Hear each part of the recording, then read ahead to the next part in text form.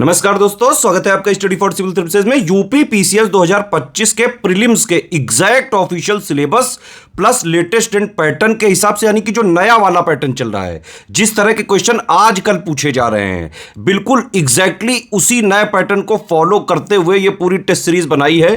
Paid group की test series है ये, और हमारे एससीएस स्टूडेंट्स की डिमांड पर ये वीडियो कंप्लीटली फ्री किया जा रहा है।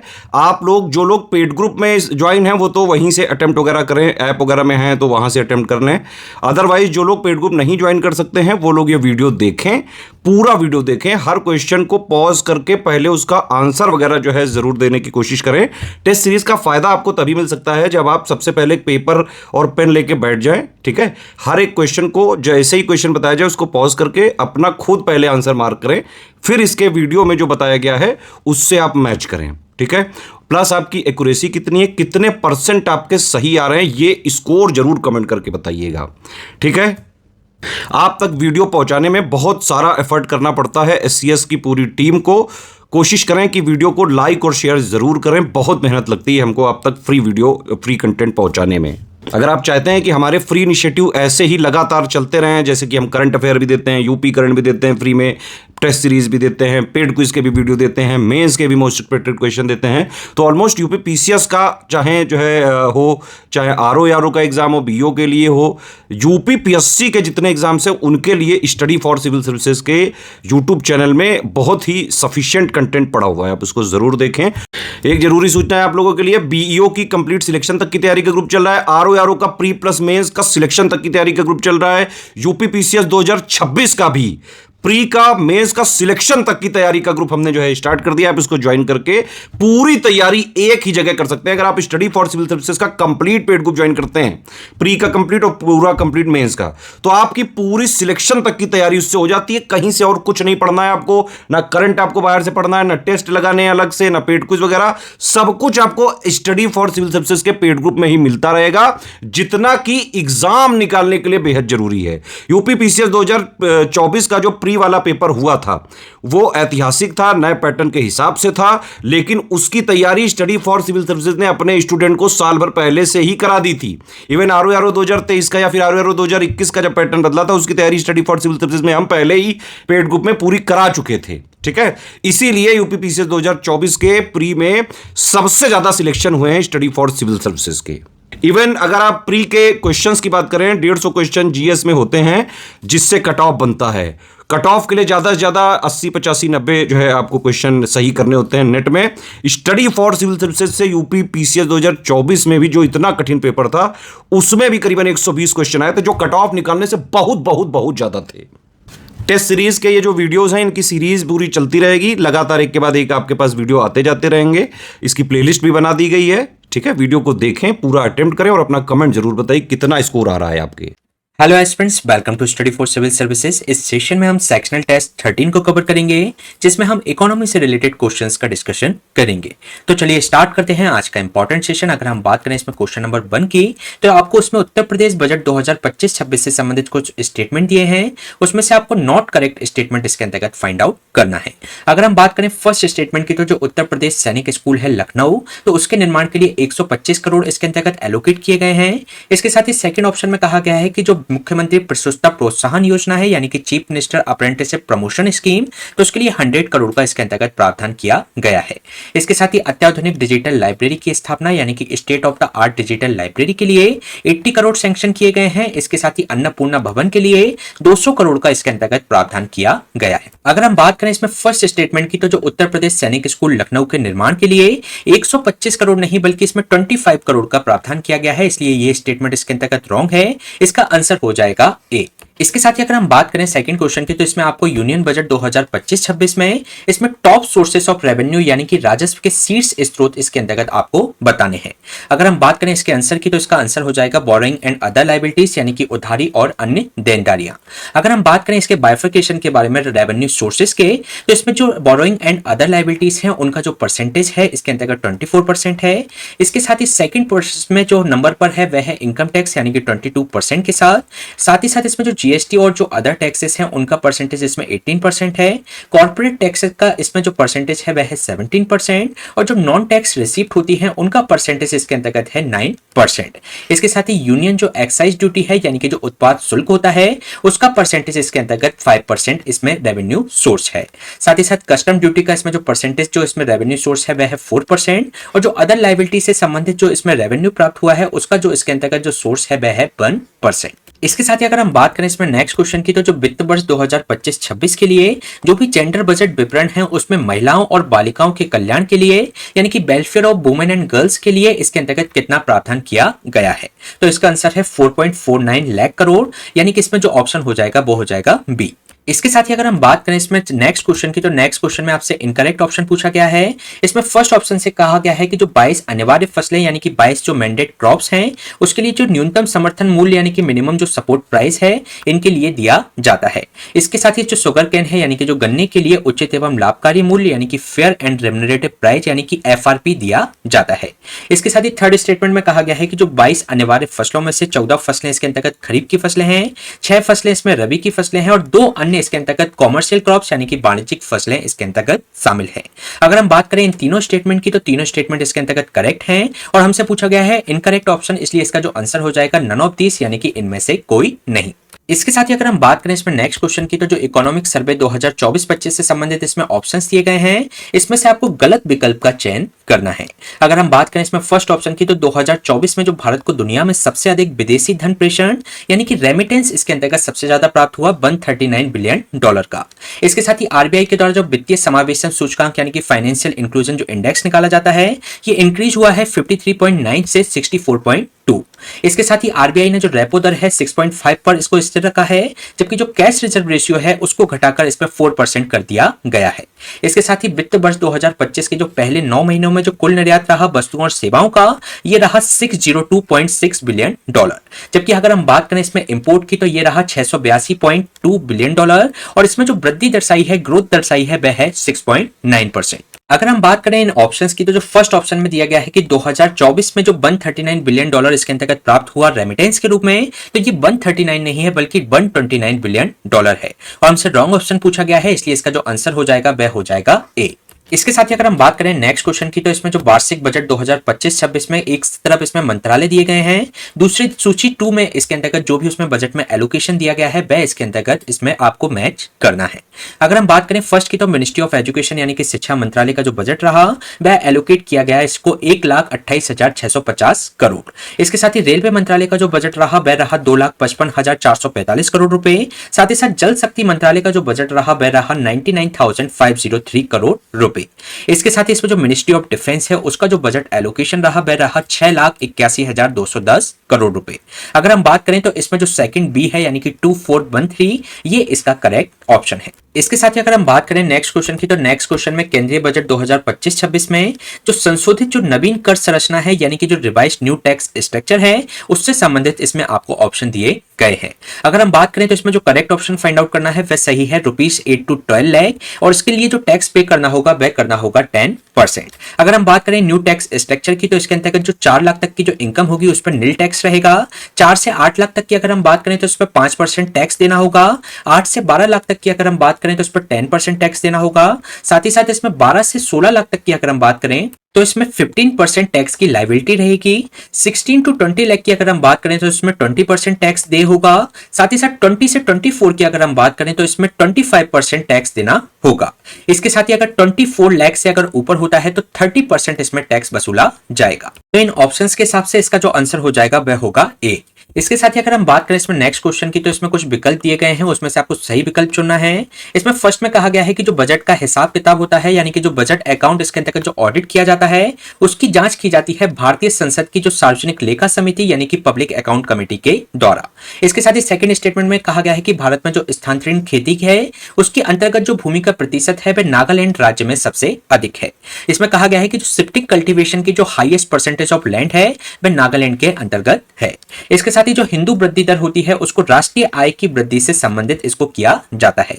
फोर्थ स्टेटमेंट में कहा गया है कि जो भारतीय लघु उद्योग विकास बैंक है यानी कि जो सिडबी बैंक है उसका जो मुख्यालय है वह लखनऊ के अंतर्गत स्थित है। तो अगर हम बात करें ये जो चारों ऑप्शन की जो बात की गई है ये चारों ही ऑप्शन इसके अंतर्गत करेक्ट है, इसलिए इसका आंसर हो जाएगा डी 1, 2, 3 एंड 4।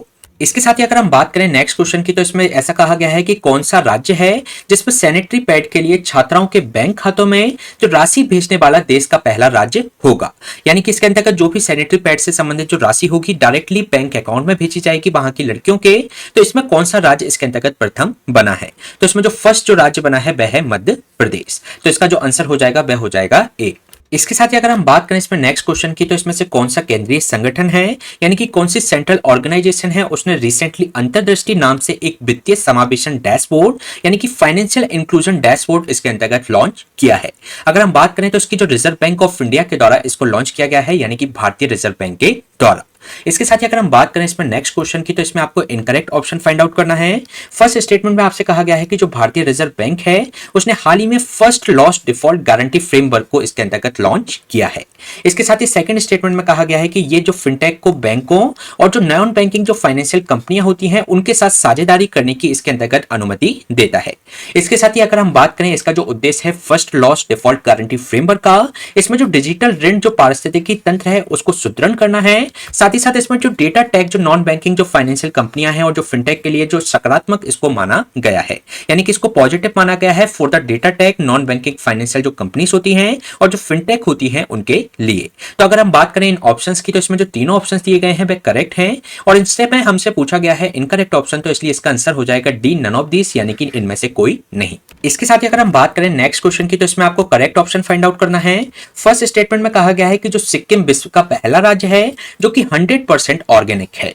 इसके साथ ही सेकंड स्टेटमेंट में आपसे कहा गया है कि जो फ्लिप्स वक्र होता है यानी कि जो फ्लिप्स कर्व होता है वह एक्सप्रेस करता है इसमें रिलेशनशिप बिटवीन द इन्फ्लेशन और अनएम्प्लॉयमेंट यानी कि इसमें मुद्रास्फीति और बेरोजगारी के मध्य। इसके साथ ही इसमें जो मुद्रास्फीति के कारण जो वस्तुएं होती हैं उसका मूल्य इसके अंतर्गत बढ़ जाता है और जो मुद्रा होती है उसका मूल्य इसके अंतर्गत गिर जाता है। इसके साथ ही जो बहुआयामी जो गरीबी सूचकांक है यानी कि मल्टी डायमेंशनल पॉवर्टी इंडेक्स उसको रिलीज किया जाता है यूनाइटेड नेशन डेवलपमेंट प्रोग्राम यानी कि संयुक्त राष्ट्र विकास कार्यक्रम के द्वारा।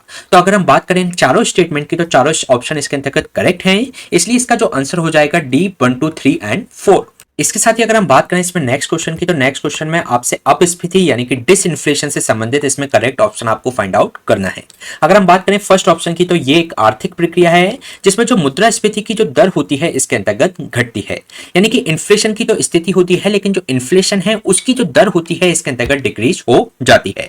इसके साथ ही सेकंड स्टेटमेंट में कहा गया है कि जो मूल्य मुद्रास्फीति की जो गति है उसमें एक स्थायी मंदी होती है यानी कि इसमें परमानेंट स्लोडाउन इसके अंतर्गत होता है। इसके साथ ही इसमें जो एक आर्थिक परिदृश्य होता है जहां वस्तुओं और जो सेवाओं की जो कीमत है वह उसमें जो वृद्धि होती है तुलनात्मक रूप से इसके अंतर्गत कम हो जाती है और इसमें जो उत्पादकता और जो प्रौद्योगिकी में जो वृद्धि होती है वह इससे उत्पन्न हो सकती है यानी कि ये जो अपस्फीति की स्थिति है ये इंक्रीज हो सकती है प्रोडक्टिविटी और टेक्नोलॉजी के कारण। तो अगर हम बात करें इसमें स्टेटमेंट की तो इसमें जो सेकंड स्टेटमेंट दिया गया है जिसमें जो मुद्रास्फीति की जो गति में ये परमानेंट स्लो डाउन होता है तो ये इसमें इनकरेक्ट है क्योंकि ये एक टेम्परेरी स्लो डाउन होता है यानी कि इसमें एक अस्थायी मंदी इसके अंतर्गत होती है। तो ये इसके अंतर्गत रॉन्ग ऑप्शन हो जाएगा और 1, 3, 4 इसके अंतर्गत करेक्ट ऑप्शन है, इसलिए इसका जो आंसर हो जाएगा बी। इसके अलावा अगर हम बात करें नेक्स्ट क्वेश्चन की तो इसमें 16वें वित्त आयोग से संबंधित इसमें आपको ऑप्शंस दिए गए हैं, इसमें आपको इनकरेक्ट ऑप्शन फाइंड आउट करना है। फर्स्ट ऑप्शन में कहा गया है कि केंद्र सरकार ने हाल ही में 16वें वित्त आयोग की संदर्भ की शर्तें यानी कि इसके अंतर्गत जो टर्म्स ऑफ रेफरेंस है वह इसके अंतर्गत उसको मंजूरी दी है।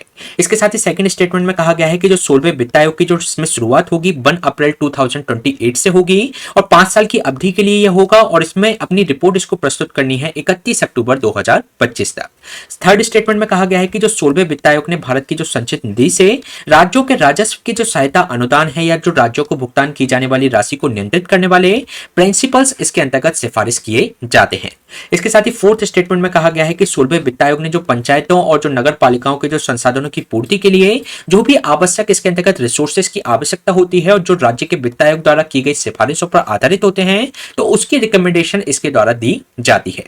तो अगर हम बात करें हमारे संविधान का जो आर्टिकल 280 है उसके अंतर्गत जो वित्त आयोग का प्रावधान किया गया है, जिसमें प्रेसिडेंट का ये कर्तव्य होता है कि हर 5 साल में इसमें वित्त आयोग का गठन किया जाता है, जिसके अंतर्गत एक चेयरपर्सन होता है और 4 अदर मेंबर्स इसके अंतर्गत शामिल होते हैं। अगर हम बात करें इन ऑप्शंस की तो इसमें जो सेकंड ऑप्शन दिया गया है कि जो 16वें वित्त आयोग का जो कार्यकाल शुरू होगा जो कि 5 साल की अवधि तक के लिए रहेगा, तो ये 1 अप्रैल 2028 से नहीं बल्कि 1 अप्रैल 2025 से 5 साल तक की अवधि के लिए ये होगा। तो इसमें ये रॉन्ग स्टेटमेंट है, इसलिए इसका जो आंसर हो जाएगा वह हो जाएगा बी। इसके साथ ही अगर हम बात करें नेक्स्ट क्वेश्चन की तो जो एशियाई विकास बैंक है उसने हाल ही में निम्नलिखित में से किस राज्य में तृतीयक स्वास्थ्य देखभाल और चिकित्सा शिक्षा की गुणवत्ता और इसकी सामर्थ्य बढ़ाने के लिए $500 मिलियन ऋण की मंजूरी दी है। यानी कि जो क्वालिटी और जो अफोर्डेबिलिटी है टर्सरी हेल्थ केयर और जो मेडिकल एजुकेशन की उसको बढ़ावा देने के लिए एशियन डेवलपमेंट बैंक के द्वारा किस राज्य को $500 मिलियन की सहायता दी गई है, तो इसका जो आंसर हो जाएगा वह हो जाएगा महाराष्ट्र, यानी कि महाराष्ट्र को यह सहायता प्रदान की गई है। इसके अलावा अगर हम बात करें इसमें नेक्स्ट क्वेश्चन की तो इसमें कुछ विकल्प दिए गए हैं, इसमें से आपको करेक्ट ऑप्शन फाइंड आउट करना है। अगर हम बात करें फर्स्ट ऑप्शन की तो जो प्रशांत चंद्र महालनोबिस है यानी कि पीसी महालनोबिस, इनको अक्सर भारतीय बजट के जनक के रूप में यानी कि father of the Indian budget कहा जाता है। इसके साथ ही सेकंड स्टेटमेंट में कहा गया है कि जो स्वतंत्र भारत का जो पहला बजट था 26 नवंबर 1947 को आर.के. शनमुखम चेट्टी के द्वारा जो कि फर्स्ट तत्कालीन वित्त मंत्री थे उनके द्वारा इसको पेश किया गया था। इसके साथ ही संविधान के अनुच्छेद 202 के अनुसार प्रत्येक राज्य सरकार राज्य का वार्षिक वित्तीय विवरण इसके अंतर्गत तैयार करती है, यानी कि एनुअल फाइनेंशियल जो स्टेटमेंट है वह आर्टिकल 202 के अंतर्गत तैयार किए जाते हैं स्टेट के। इसके साथ ही भारत का जो केंद्रीय बजट है जिसके भारत के संविधान के अनुच्छेद 117 में वार्षिक वित्तीय विवरण के रूप में भी जाना जाता है, वह भारत गणराज्य का इसमें एनुअल बजट होता है। इसके साथ ही बजट 2015-16 में रेल बजट को आम बजट में समाहित करके इसको प्रेजेंट किया गया था। तो अगर हम बात करें इन स्टेटमेंट की तो फर्स्ट स्टेटमेंट इसके अंतर्गत करेक्ट है, लेकिन अगर हम बात करें इसमें फोर्थ ऑप्शन की तो जो यूनियन बजट का जो प्रावधान किया गया है हमारे कॉन्स्टिट्यूशन में वह आर्टिकल 117 में नहीं बल्कि आर्टिकल 112 के अंतर्गत किया गया है, इसलिए ये रॉन्ग स्टेटमेंट हो जाता है। अगर हम बात करें इसमें फिफ्थ स्टेटमेंट की तो बजट 2015-16 में नहीं बल्कि बजट 2017-18 के अंतर्गत जो रेलवे बजट को जनरल बजट के साथ में मर्ज किया गया था, तो ये स्टेटमेंट भी इसके अंतर्गत रॉन्ग हो जाता है। इसमें जो करेक्ट ऑप्शन है 1, 2 एंड 3, तो इसलिए इसका जो आंसर हो जाएगा वह हो जाएगा ए। इसके साथ ही अगर हम बात करें इसमें नेक्स्ट क्वेश्चन की तो इसमें आपको करेक्ट ऑप्शन फाइंड आउट करना है। अगर हम बात करें फर्स्ट ऑप्शन की तो यदि सरकार की जो कुल प्राप्तियां होती हैं यानी कि इसमें जो टोटल रिसीप्ट होती हैं जिसमें राजस्व और पूंजीगत प्राप्तियां शामिल हैं और कुल व्यय राजस्व यानी पूंजीगत व्यय, तो अगर इनका जो संतुलन होता है यानी कि इनका जो बैलेंस होता है नकारात्मक होता है तो इस स्थिति को राजकोषीय घाटा यानी कि फिस्कल डेफिसिट के रूप में जाना जाता है। इसके साथ ही जो प्राथमिक घाटा होता है चालू वर्ष का जो राजकोषीय घाटा है और पहले के जो उधार और ब्याज का जो भुगतान किया जाता है उनके बीच में जो अंतर होता है उसको इसमें प्राइमरी डेफिसिट के रूप में जाना जाता है। यानी कि जो करंट ईयर का इसमें जो फिस्कल डेफिसिट और जो पेमेंट ऑफ इंटरेस्ट होता है अर्लियर बोरोइंग्स का, तो इनका जो डिफरेंस होता है वह प्राइमरी डेफिसिट होता है। इसके साथ ही भारत में जो शून्य आधारित जो बजट की जो इसमें शुरुआत की गई थी वह 1983 में की गई थी जीरो बेस्ड बजट की। तो अगर हम बात करें इन तीनों स्टेटमेंट की तो ये तीनों स्टेटमेंट इसके अंतर्गत करेक्ट है, इसलिए इसका जो आंसर हो जाएगा ए 1, 2 एंड 3। इसके साथ ही अगर हम बात करें इसमें नेक्स्ट क्वेश्चन की तो इसमें आपको इनकरेक्ट ऑप्शन फाइंड आउट करना है। अगर हम बात करें फर्स्ट ऑप्शन की तो जो विश्व बैंक आय के आधार पर गरीबी रेखा का निर्धारण करता है जिसको डॉलर पॉवर्टी लाइन के नाम से जाना जाता है। इसके साथ ही सेकंड ऑप्शन में कहा गया है कि भारत में जो गरीबी रेखा निर्धारित करने के लिए उपभोग की सीमा को आधार बनाया जाता है यानी कि कंजप्शन लिमिट को इसके अंतर्गत आधार बनाया जाता है। इसके साथ ही थर्ड स्टेटमेंट में कहा गया है कि जो भारत में गरीबी रेखा के निर्धारण और गरीबी के अनुमान के संदर्भ में सामान्यतः जो वित्त मंत्रालय की जो माप और दृष्टिकोण है उसको इसके अंतर्गत अपनाया जाता है। अगर हम बात करें इसमें फोर्थ ऑप्शन की तो योजना आयोग ने देश में निर्धनता की माप के लिए वर्ष 1989 में प्रोफेसर डीटी लकड़वाला की अध्यक्षता में एक विशेषज्ञ दल इसके अंतर्गत नियुक्त किया था और जिसको वर्ष 1993 में इसने अपनी रिपोर्ट को इसके अंतर्गत सबमिट किया। तो अगर हम बात करें इन चारों स्टेटमेंट की तो इसमें जो थर्ड स्टेटमेंट में कहा गया है कि जो मेजरमेंट किया जाता है approach of ministry of finance का, तो इसके अंतर्गत जो मिनिस्ट्री ऑफ फाइनेंस के द्वारा इसमें जो अप्रोच नहीं दी गई बल्कि इसमें योजना आयोग के द्वारा जो माप एवं दृष्टिकोण दिए गए हैं उसके आधार पर भारत में गरीबी रेखा का निर्धारण इसके अंतर्गत किया जाता है। तो इसमें हमसे इनकरेक्ट ऑप्शन पूछा गया है, इसलिए इसका जो आंसर हो जाएगा वह हो जाएगा सी। इसके साथ ही अगर हम बात करें इसमें नेक्स्ट क्वेश्चन की, तो नेक्स्ट क्वेश्चन में आपसे करेक्ट ऑप्शन पूछा गया है। अगर हम बात करें फर्स्ट ऑप्शन की, तो किसी देश के एक साल में दूसरे देशों को कुल लेन देन का जो परिणाम होता है अर्थव्यवस्था के अंतर्गत, उसको भुगतान संतुलन यानी कि बैलेंस ऑफ पेमेंट के बारे में जाना जाता है। इसके साथ ही जो प्रत्यक्ष विदेशी जो निवेश होता है उसका तात्पर्य होता है कि किसी विदेशी कंपनी या परियोजना में किसी निवेशक कंपनी या किसी अन्य देश की सरकार द्वारा लाई गई इसके अंतर्गत स्वामित्व हिस्सेदारी से इसका तात्पर्य होता है। यानी कि इसके अंतर्गत जो भी ऑनरशिप जो स्टेक है, जो भी इन्वेस्टर कंपनी या गवर्नमेंट ऑफ अनदर कंट्री, तो इसके अंतर्गत एफडीआई के रूप में उसको जाना जाता है। अगर हम बात करें थर्ड ऑप्शन की, तो जो उपभोक्ता मूल्य सूचकांक यानी कि जो कंज्यूमर प्राइस इंडेक्स है, इसको रिलीज किया जाता है by the national statistical office under the ministry of statistics and programme implementation के अंतर्गत। यानी कि जो सांख्यिकी और जो कार्यक्रम कार्यान्वयन जो मंत्रालय है उसके अधीन जो राष्ट्रीय सांख्यिकी जो कार्यालय है उसके द्वारा उपभोक्ता मूल्य सूचकांक को इसके अंतर्गत रिलीज किया जाता है। तो इसमें जो करेक्ट ऑप्शन पूछा गया है, तो तीनों ही इसमें करेक्ट ऑप्शन है, इसलिए इसका जो आंसर हो जाएगा वह हो जाएगा सी। इसके साथ ही अगर हम बात करें इसमें नेक्स्ट क्वेश्चन की, तो नेक्स्ट क्वेश्चन में कुछ स्टेटमेंट दिए गए हैं, उसमें से आपको करेक्ट ऑप्शन इसके अंतर्गत फाइंड आउट करना है। अगर हम बात करें इसमें फर्स्ट स्टेटमेंट में केंद्रीय वित्त मंत्री के रूप में जो निर्मला सीतारमण है, उन्होंने 1 फरवरी 2025 को लोकसभा में अपना लगातार 8वां बजट इसके अंतर्गत पेश किया। यानी कि 1 फरवरी 2025 को जो निर्मला सीतारमण के द्वारा जो बजट पेश किया गया था वह उनके द्वारा पेश किया गया 8वां बजट था। इसके साथ ही मोरारजी देसाई के नाम पर 1959 से 1963 तक और फिर 1967 से 1969 तक 9 बार केंद्रीय बजट पेश करने का उनके नाम पर रिकॉर्ड है। तो अगर हम बात करें स्टेटमेंट की, तो 8वां बजट था निर्मला सीतारमण का, तो ये करेक्ट स्टेटमेंट है। लेकिन जो सेकंड स्टेटमेंट में कहा गया है, तो 9 टाइम्स नहीं बल्कि 10 टाइम्स इसके अंतर्गत उनके द्वारा बजट पेश किया गया मोरारजी देसाई के द्वारा। अगर हम बात करें 1959 से 1963 तक उनके द्वारा 5 बार पूर्ण बजट और 1 बार अंतरिम बजट पेश किया गया। इसके साथ ही 1967 से 1969 तक 1 बार उनके द्वारा अंतरिम बजट और 3 बार उनके द्वारा पूर्ण बजट पेश किया गया। तो इस प्रकार से 10 बार उन्होंने इसके अंतर्गत बजट पेश किया और इसमें हमसे करेक्ट ऑप्शन पूछा गया है, इसलिए इसका जो आंसर हो जाएगा वह हो जाएगा ओनली 1। इसके साथ ही अगर हम बात करें इसमें नेक्स्ट क्वेश्चन की, तो इसमें आपको इनकरेक्ट ऑप्शन फाइंड आउट करना है, जो कि नीति आयोग की राष्ट्रीय बहुआयामी गरीबी सूचकांक प्रगति समीक्षा 2023 रिपोर्ट से संबंधित है। यानी कि नीति आयोग की जो national multi dimensional poverty index progress review 2023 जो रिपोर्ट है उसके रिगार्डिंग आपको कुछ विकल्प दिए गए हैं, उसमें से आपको इनकरेक्ट ऑप्शन फाइंड आउट करना है। अगर हम बात करें फर्स्ट ऑप्शन की, तो 2015-16 से 2019-21 की अवधि में लगभग 11.5 करोड़ लोगों को बहुआयामी गरीबी यानी कि मल्टी डायमेंशनल पॉवर्टी से मुक्ति मिली है। तो ये इसके अंतर्गत रॉन्ग स्टेटमेंट है, क्योंकि ये जो नंबर है वह 13.5 करोड़ लोगों का है। इसके साथ ही अगर हम बात करें इसमें नेक्स्ट ऑप्शन की, तो इसमें जो बहुआयामी गरीबों की जो संख्या है 2015-16 से 2019-21 तक, तो ये घटकर इसमें 14.96% हो गई है। इसी तरीके से जो ग्रामीण क्षेत्रों में भी जो गरीबी की दर है वह इसके अंतर्गत घटकर 19.28% हो गई है और शहरी क्षेत्रों में ये घटकर लगभग हो गई है 5.27% 2015-16 से 2019-21 की अवधि में। तो इसमें जो इनकरेक्ट ऑप्शन हमसे पूछा गया था, इसलिए जो आंसर हो जाएगा वह हो जाएगा ए। इसके साथ ही अगर हम बात करें नेक्स्ट क्वेश्चन की, तो इसमें भी आपको इनकरेक्ट ऑप्शन फाइंड आउट करना है। अगर हम बात करें फर्स्ट ऑप्शन की, तो जो नीति आयोग की जो राष्ट्रीय बहुआयामी गरीबी सूचकांक यानी कि national multi dimensional poverty index progress review 2023 जो रिपोर्ट है उसके अंतर्गत जो नेशनल फैमिली सर्वे 5 यानी कि वर्ष 2020-21 के आधार पर इसको तैयार किया गया है। अगर हम बात करें इस स्टेटमेंट की, तो ये स्टेटमेंट रॉन्ग है, क्योंकि जो नेशनल फैमिली हेल्थ सर्वे हुआ है वह 2019-21 के लिए हुआ है, ना कि 2020-21 के लिए। इसके साथ ही सेकंड स्टेटमेंट में कहा गया है कि इसके अंतर्गत जो राष्ट्रीय बहुआयामी गरीबी सूचकांक है ये उसका सेकंड एडिशन है। इसके साथ ही राष्ट्रीय बहुआयामी जो गरीबी सूचकांक है ये पहला संस्करण वर्ष 2021 में यानी कि ईयर 2021 में इसको जारी किया गया था। तो ये दोनों स्टेटमेंट करेक्ट है और हमसे इनकरेक्ट ऑप्शन पूछा गया है, इसलिए इसका जो आंसर हो जाएगा वह हो जाएगा ए। इसके साथ ही अगर हम बात करें इसमें नेक्स्ट क्वेश्चन की, तो यूनियन बजट 2025-26 से संबंधित इसमें नॉट करेक्ट ऑप्शन इसके अंतर्गत आपको फाइंड आउट करना है।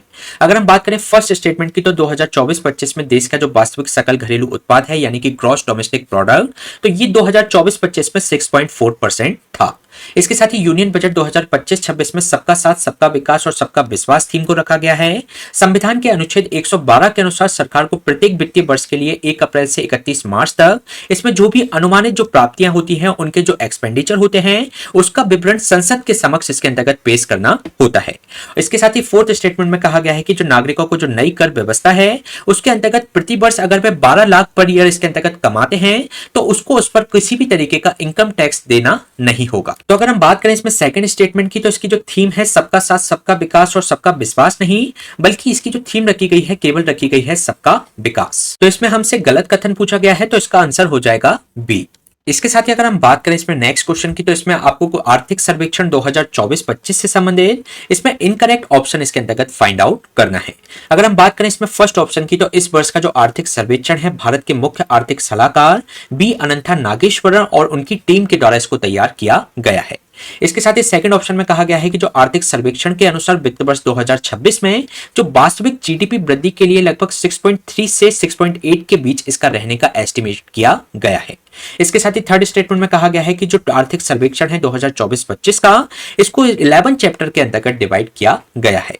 इसके साथ ही फोर्थ स्टेटमेंट में कहा गया है कि जो भारत का विदेशी मुद्रा भंडार है ये लगभग 10 मंथ का जो इंपोर्ट होता है और लगभग 90% और जो कंट्री का एक्सटर्नल डेब्ट है यानी कि जो बाह्य ऋण को कवर करने के लिए ये पर्याप्त है। तो अगर हम बात करें इन स्टेटमेंट के बारे में, तो जो थर्ड स्टेटमेंट है जो हमारा इकोनॉमिक सर्वे 2024-25 है, इसको 11 चैप्टर में नहीं बल्कि 13 चैप्टर के अंतर्गत इसको डिवाइड किया गया है। तो ये स्टेटमेंट इसके अंतर्गत रॉन्ग हो जाएगा, इसलिए हमारा जो आंसर होगा वह होगा सी। इसके साथ ही अगर हम बात करें इसमें नेक्स्ट स्टेटमेंट की, तो इसमें कुछ कथन दिए गए हैं, उसमें से आपको सही कथन इसके अंतर्गत चूज करना है। अगर हम बात करें फर्स्ट स्टेटमेंट की, तो जो प्रधानमंत्री नरेंद्र मोदी की अध्यक्षता में जो केंद्रीय मंत्रिमंडल है उसने अगले 2 वर्षों के लिए 2000 करोड़ रुपए की लागत वाले मिशन मौसम यानी कि इसके अंतर्गत जो 2000 करोड़ एलोकेट किए गए हैं फॉर द 2 ईयर, जो इसमें मिशन मौसम के लिए इसके अंतर्गत एलोकेशन किया गया है। इसके साथ ही सेकंड स्टेटमेंट में कहा गया है कि जो प्रधानमंत्री नरेंद्र मोदी की अध्यक्षता में जो केंद्रीय मंत्रिमंडल ने हाल ही में देश में इलेक्ट्रिक आधारित जो परिवहन है उसको बढ़ावा देने के उद्देश्य से पीएम इलेक्ट्रिक ड्राइव क्रांति इन इनोवेटिव व्हीकल एनहेंसमेंट स्कीम के कार्यान्वयन के लिए भारी उद्योग मंत्रालय के प्रस्ताव को इसके अंतर्गत मंजूरी दी है। यानी कि पीएम इलेक्ट्रिक ड्राइव जो revolution in innovative vehicle enhancement जो स्कीम है उस प्रपोजल को इसके अंतर्गत बढ़ावा दिया गया है, यानी कि उसको अप्रूवल दिया गया है। तो अगर हम बात करें इन दोनों स्टेटमेंट की, तो दोनों स्टेटमेंट इसके अंतर्गत करेक्ट हैं, इसलिए इसका जो आंसर हो जाएगा बोथ ए एंड बी। इसके साथ ही अगर हम बात करें इसमें नेक्स्ट क्वेश्चन की, तो नेक्स्ट क्वेश्चन में भी कुछ स्टेटमेंट दिए गए हैं, उसमें से आपको करेक्ट स्टेटमेंट इसके अंतर्गत फाइंड आउट करना है। अगर हम बात करें फर्स्ट स्टेटमेंट की, तो प्रधानमंत्री नरेंद्र मोदी की अध्यक्षता में जो केंद्रीय मंत्रिमंडल है उसने वित्त वर्ष 2024-25 से 2028-29 तक प्रधानमंत्री ग्राम सड़क योजना का जो 4th फेज है उसको इसके अंतर्गत मंजूरी दी है। इसके साथ ही अगर हम बात करें इसमें सेकंड स्टेटमेंट की, तो प्रधानमंत्री नरेंद्र मोदी ने हाल ही में उत्तर प्रदेश के ग्रेटर नोएडा स्थित इंडियन एक्सपो मार्ट में सेमिकॉन इंडिया 2024 का इसके अंतर्गत उद्घाटन किया। तो अगर हम बात करें इन दोनों स्टेटमेंट की, तो दोनों स्टेटमेंट इसके अंतर्गत करेक्ट हैं, इसलिए इसका जो आंसर हो जाएगा ए बोथ 1 एंड 2।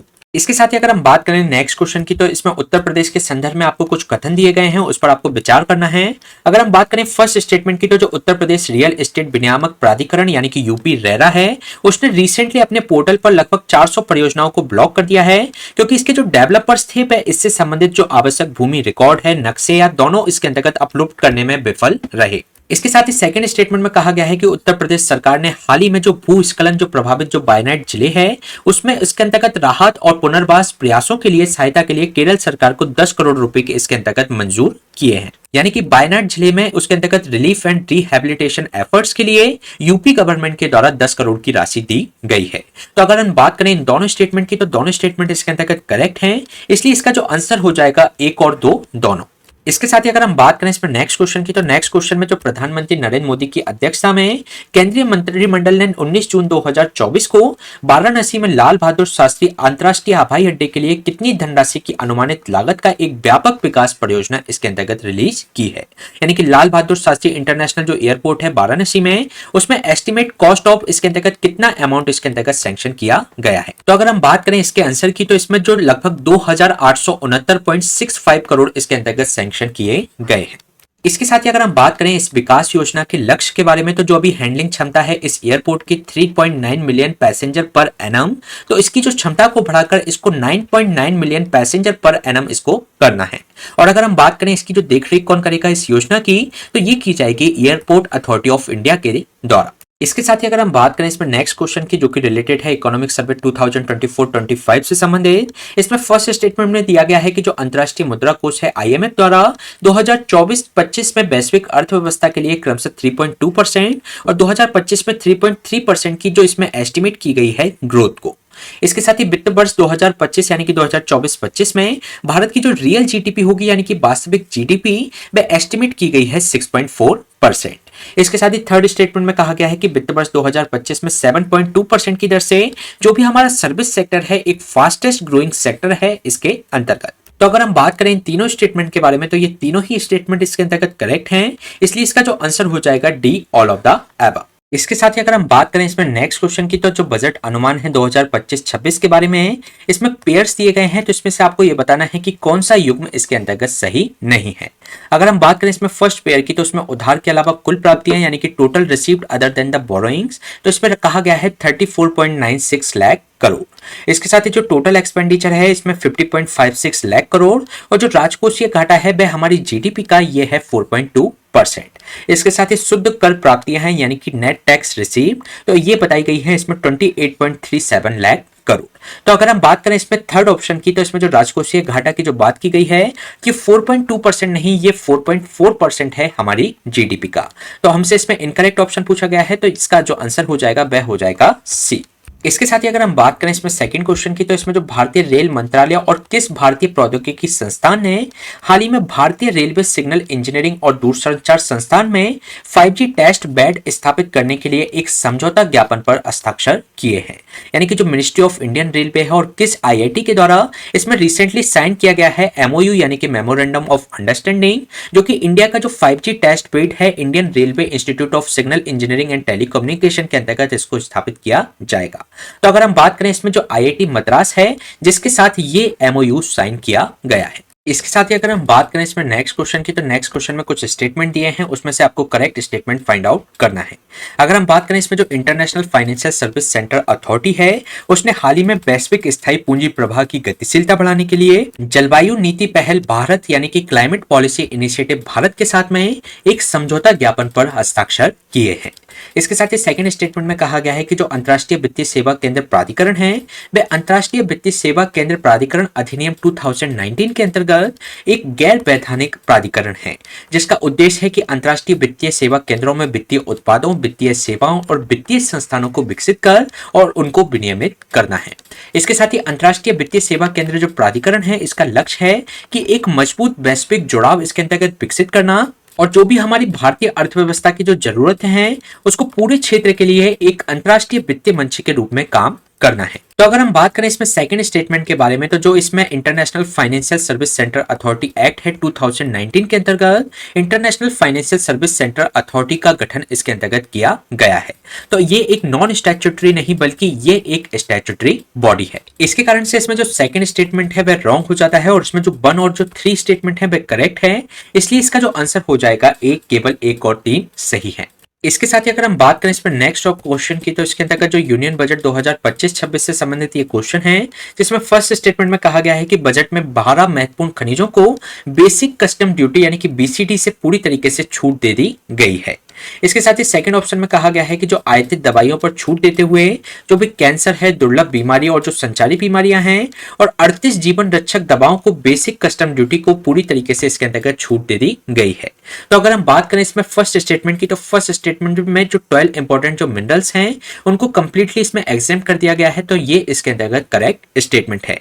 लेकिन जो सेकंड स्टेटमेंट में बात की गई है कि कैंसर, रेयर डिसीज और जो कम्युनिकेबल डिसीज हैं और जो 38 लाइफ सेविंग जो मेडिसिन हैं तो ये 38 लाइफ सेविंग मेडिसिंस नहीं बल्कि 36 लाइफ सेविंग मेडिसिंस इसके अंतर्गत है जिनको कंप्लीटली इसमें एग्जेम्प्ट कर दिया गया है बेसिक कस्टम ड्यूटी से और इसके अंतर्गत जो भी इंपॉर्टेंट मेडिसिन है उस पर इसको छूट दी गई है। तो इसमें जो फर्स्ट स्टेटमेंट है वह करेक्ट है, इसलिए इसका जो आंसर हो जाएगा केवल 1। अगर हम बात करें इसमें नेक्स्ट क्वेश्चन की तो इसमें कुछ स्टेटमेंट दिए गए हैं, आपको करेक्ट ऑप्शन इसके अंतर्गत फाइंड आउट करना है। फर्स्ट स्टेटमेंट में आपसे कहा गया है कि सम मूल्य यानी कि जो पार वैल्यू होती है वह दर होती है जिस पर कोई भी जो कंपनी होती है अपने शेयर को जारी करती है यानी कि उसको इशू करती है। इसके साथ ही जो कृषि, आयकर, स्टाम्प ड्यूटी, भूमि कर, मनोरंजन कर, आबकारी और जो मूल्य वर्धित यानी कि वैल्यू एडेड जो कर होते हैं वह राज्य सरकार के रेवेन्यू जो होता है उसका महत्वपूर्ण स्रोत होते हैं। इसके साथ ही थर्ड स्टेटमेंट में कहा गया है कि जो उत्पादन के जो 5 कारक होते हैं वह होते हैं इसमें श्रम, शक्ति, भूमि, पूंजी, संगठन तथा उपकरण इसके अंतर्गत शामिल होते हैं। यानी कि labour, power, land, capital, organisation and equipment, ये 5 फैक्टर होते हैं इसमें प्रोडक्शन के। तो अगर हम बात करें इन ऑप्शंस की तो दोनों ऑप्शंस इसके अंतर्गत करेक्ट हैं। लेकिन अगर हम बात करें थर्ड ऑप्शन की तो जो 5 फैक्टर होते हैं प्रोडक्शन के वे labour, power, land and capital, लेकिन जो फिफ्थ इसके अंतर्गत वह होता है एंटरप्रेन्योरशिप यानी कि उद्यमिता। तो इसमें जो थर्ड स्टेटमेंट है वह रॉन्ग है, इसमें फर्स्ट एंड सेकंड करेक्ट है, इसलिए इसका जो आंसर हो जाएगा ए ओनली 1 एंड 2। इसके साथ ही अगर हम बात करें इसमें नेक्स्ट क्वेश्चन की तो हाल में किस शहर को उत्तर प्रदेश सौर ऊर्जा नीति 2022 के अंतर्गत आदर्श या मॉडल और सोर्स शहर घोषित इसके अंतर्गत किया। इसके साथ ही अगर हम बात करें इसमें नेक्स्ट क्वेश्चन के बारे में तो रिसेंटली किस सिटी को डिक्लेयर किया गया है model solar city under the Uttar Pradesh solar energy policy 2022 के अंतर्गत। अगर हम बात करें इसके आंसर की तो अयोध्या को इसके अंतर्गत मॉडल सोलर सिटी अभी घोषित किया गया है, क्योंकि इसके द्वारा अभी 40 मेगावाट की सोलर कैपेसिटी इसके अंतर्गत अचीव कर ली गई है। इसी कारण से इसको मॉडल सोलर सिटी बनाया गया है। इसके साथ ही अगर हम बात करें इसमें नेक्स्ट क्वेश्चन की तो इसमें आपको इनकरेक्ट स्टेटमेंट फाइंड आउट करना है। फर्स्ट स्टेटमेंट में कहा गया है कि जो उत्तर प्रदेश महिलाओं के द्वारा स्टार्टअप शुरू करने में भारत में प्रथम स्थान पर रहा है। इसके साथ ही सेकंड स्टेटमेंट में कहा गया है कि हाल ही में एक प्रतिष्ठित मीडिया समूह के द्वारा एक mood off the nation survey conduct करवाया गया और इसके अंतर्गत जो चीफ मिनिस्टर योगी आदित्यनाथ हैं उसको इंडिया का मोस्ट पॉपुलर चीफ मिनिस्टर का इसके अंतर्गत टाइटल दिया गया। तो अगर हम बात करें इसमें फर्स्ट स्टेटमेंट की तो उत्तर प्रदेश महिलाओं द्वारा स्टार्टअप शुरू करने में भारत में प्रथम स्थान पर नहीं बल्कि ये सेकंड स्थान पर है। अगर हम बात करें इसमें फर्स्ट स्थान की तो फर्स्ट स्थान पर आता है महाराष्ट्र और अगर हम बात करें इसमें थर्ड स्थान की तो थर्ड स्थान पर रहा है दिल्ली। तो इसके कारण इसमें जो फर्स्ट स्टेटमेंट दिया गया है वह इनकरेक्ट है, जबकि जो सेकंड स्टेटमेंट है वह करेक्ट है। और हमसे पूछा गया है इनकरेक्ट स्टेटमेंट, इसलिए इसका जो आंसर हो जाएगा ओनली 1 यानी कि केवल एक। इसके साथ ही अगर हम बात करें नेक्स्ट क्वेश्चन की तो जो वस्तु एवं सेवा कर है यानी कि जीएसटी, तो इसके बारे में कुछ कथन दिए गए हैं जिसमें फर्स्ट में कहा गया है कि जो वस्तु एवं सेवा कर है यानी कि गुड्स एंड सर्विस टैक्स, इसको इंप्लीमेंट किया गया था 1 जुलाई 2017 को। इसके साथ ही सेकंड में कहा गया है कि जो केंद्रीय अप्रत्यक्ष कर और सीमा शुल्क बोर्ड के आंकड़ों के अनुसार यानी कि according to the data of central board of indirect tax and custom के अनुसार जो मोस्ट ऑफ द इसके अंतर्गत हाउस होल्ड आइटम्स है जीएसटी इंप्लीमेंट होने के बाद ये सस्ते हो गए हैं। इसके साथ ही थर्ड स्टेटमेंट में कहा गया है कि जो यूनियन फाइनेंस मिनिस्टर है निर्मला सीतारमन वे अभी जीएसटी परिषद की वर्तमान अध्यक्ष हैं। अगर हम बात करें तो इसमें जो जीएसटी काउंसिल है उसका प्रावधान हमारे कॉन्स्टिट्यूशन के अंतर्गत 279A के अंतर्गत किया गया है और इसमें यह प्रावधान है कि जो एक्स ऑफिशियो चेयरमैन होंगे हमारे यूनियन फाइनेंस मिनिस्टर इस जीएसटी काउंसिल के। तो इसमें जो तीनों स्टेटमेंट दिए गए हैं वे करेक्ट दिए गए हैं, तो इसलिए इसका जो आंसर हो जाएगा D all of the above यानी कि डी उपयुक्त सभी। इसके साथ ही अगर हम बात करें इसमें नेक्स्ट क्वेश्चन की तो नेक्स्ट क्वेश्चन में 2 स्टेटमेंट दिए गए हैं जिसमें से आपको करेक्ट स्टेटमेंट फाइंड आउट करना है। फर्स्ट स्टेटमेंट में कहा गया है कि जो उत्तर प्रदेश ने ऊर्जा के क्षेत्र में बहुत ही महत्वपूर्ण उपलब्धि इसके अंतर्गत हासिल की है, जिसमें 100% जो हाउस होल्ड्स हैं उनके घर पर बिजली की पहुंच सुनिश्चित करके देश में इसमें टॉप स्थान प्राप्त किया है। इसके साथ ही सेकंड स्टेटमेंट में कहा गया है कि इसलिए उत्तर प्रदेश राज्य नीति आयोग का जो एसडीजी इंडिया इंडेक्स है 2023-24 के अंतर्गत जो एसडीजी नंबर 7 है उसमें उन्होंने अचीवर स्टेट यानी कि 100 आउट ऑफ 100 अंक के साथ वह इसके अंतर्गत इसमें स्थान प्राप्त किया है। तो अगर हम बात करें दोनों ही स्टेटमेंट इसके अंतर्गत करेक्ट है, इसलिए इसका जो आंसर हो जाएगा सी बोथ 1 एंड 2।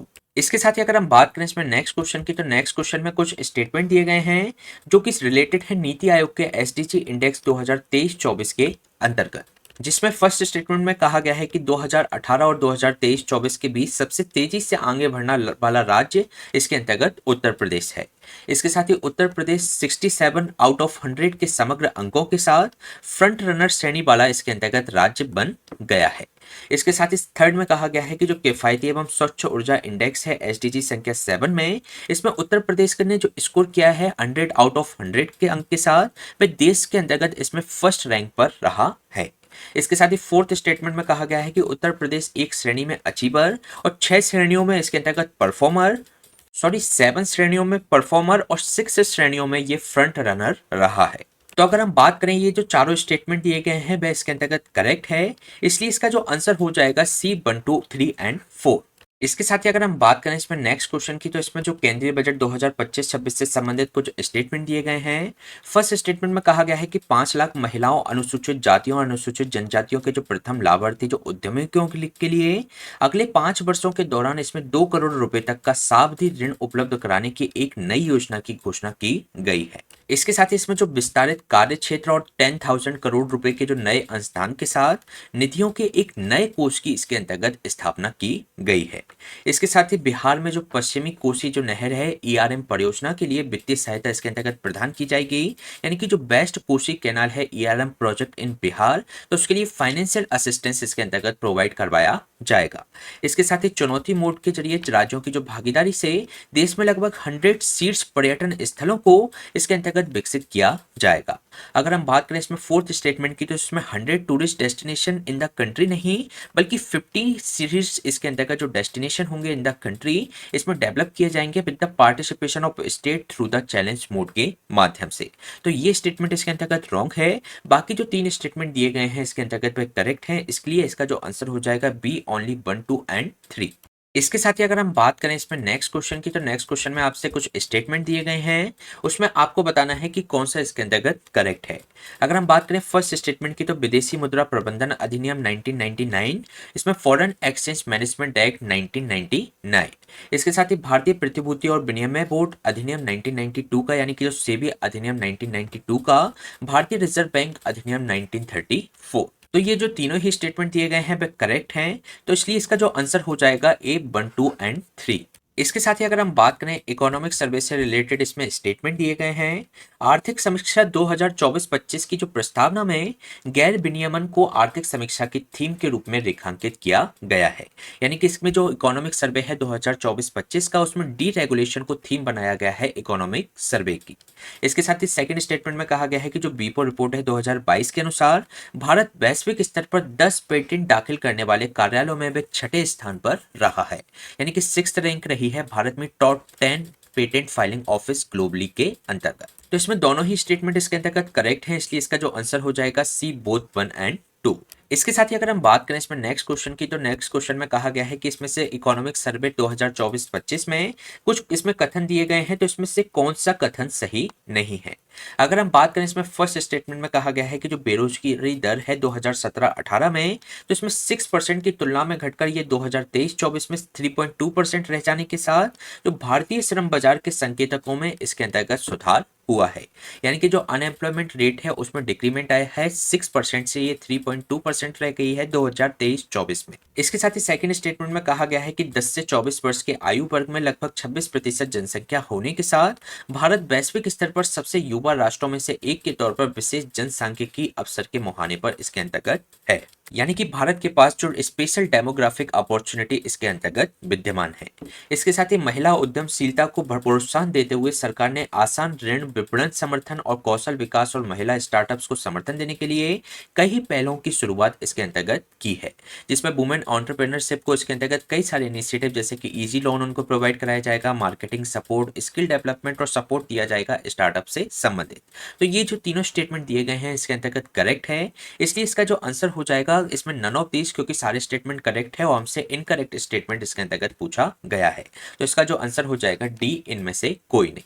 इसके साथ ही अगर हम बात करें इसमें नेक्स्ट क्वेश्चन की, तो नेक्स्ट क्वेश्चन में आपको जो फिजिकल हेल्थ इंडेक्स है 2025 का, तो इसके रिगार्डिंग आपको इनकरेक्ट स्टेटमेंट फाइंड आउट करना है। अगर हम बात करें इसमें फर्स्ट स्टेटमेंट की, तो जो राजकोषीय प्रशासन को बढ़ावा देने के लिए राष्ट्रीय भारत परिवर्तन संस्थान यानी कि नीति आयोग के द्वारा इसमें पहला राजकोषीय स्वास्थ्य सूचकांक यानी कि फिजिकल हेल्थ इंडेक्स 2025 को इसके अंतर्गत लॉन्च किया गया है। इसके साथ ही सेकंड स्टेटमेंट में कहा गया है कि ये जो इंडेक्स है 2022-23 के लिए ये 28 प्रमुख भारतीय राज्यों के राजकोषीय जो स्वास्थ्य का व्यापक मूल्यांकन इसके अंतर्गत प्रदान करता है। इसके साथ ही 67.8 के जो संचयी अंक के साथ ओडिशा 18 प्रमुख राज्यों में वित्तीय स्वास्थ्य रैंकिंग में इसके अंतर्गत प्रमुख स्थान पर रहा है। इसके साथ ही कर्नाटक में जो व्यय गुणवत्ता है और जो ऋण प्रबंधन में कमजोर प्रदर्शन के कारण इसके अंतर्गत गिरावट का सामना इसको करना पड़ा है, यानी कि कर्नाटक के अंतर्गत जो डिक्लाइन हुआ है due to the poor performance in expenditure quality and depth management के अंतर्गत, तो इसने एक तरीके से गिरावट दर्ज की है।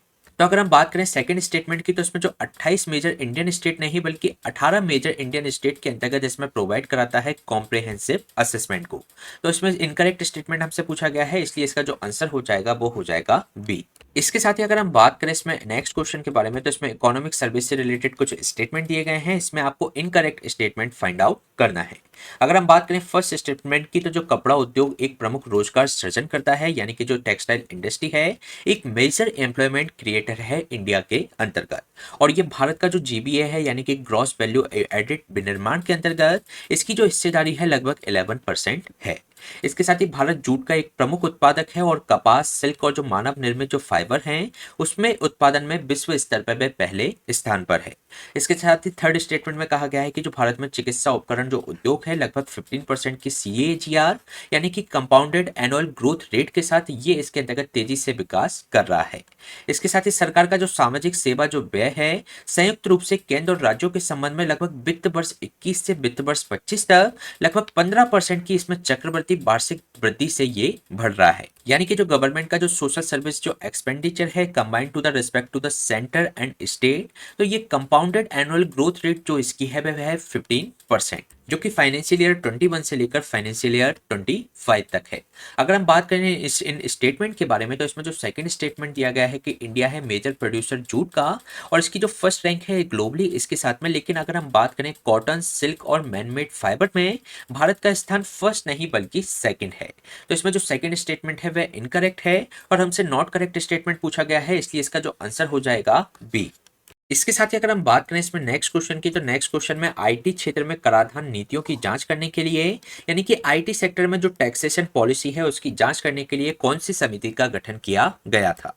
तो इसका आंसर है एन रंगाचारी कमेटी, जो कि आईटी क्षेत्र में कराधान नीतियों की जांच के लिए इसको गठित किया गया था।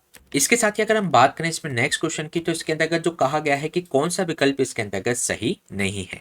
तो इसमें फर्स्ट ऑप्शन में कहा गया है कि हाल ही में प्रधानमंत्री नरेंद्र मोदी को कुवैत का जो सर्वोच्च सम्मान है यानी कि ऑर्डर ऑफ मुबारक अल कबीर, तो उससे उनको सम्मानित किया गया।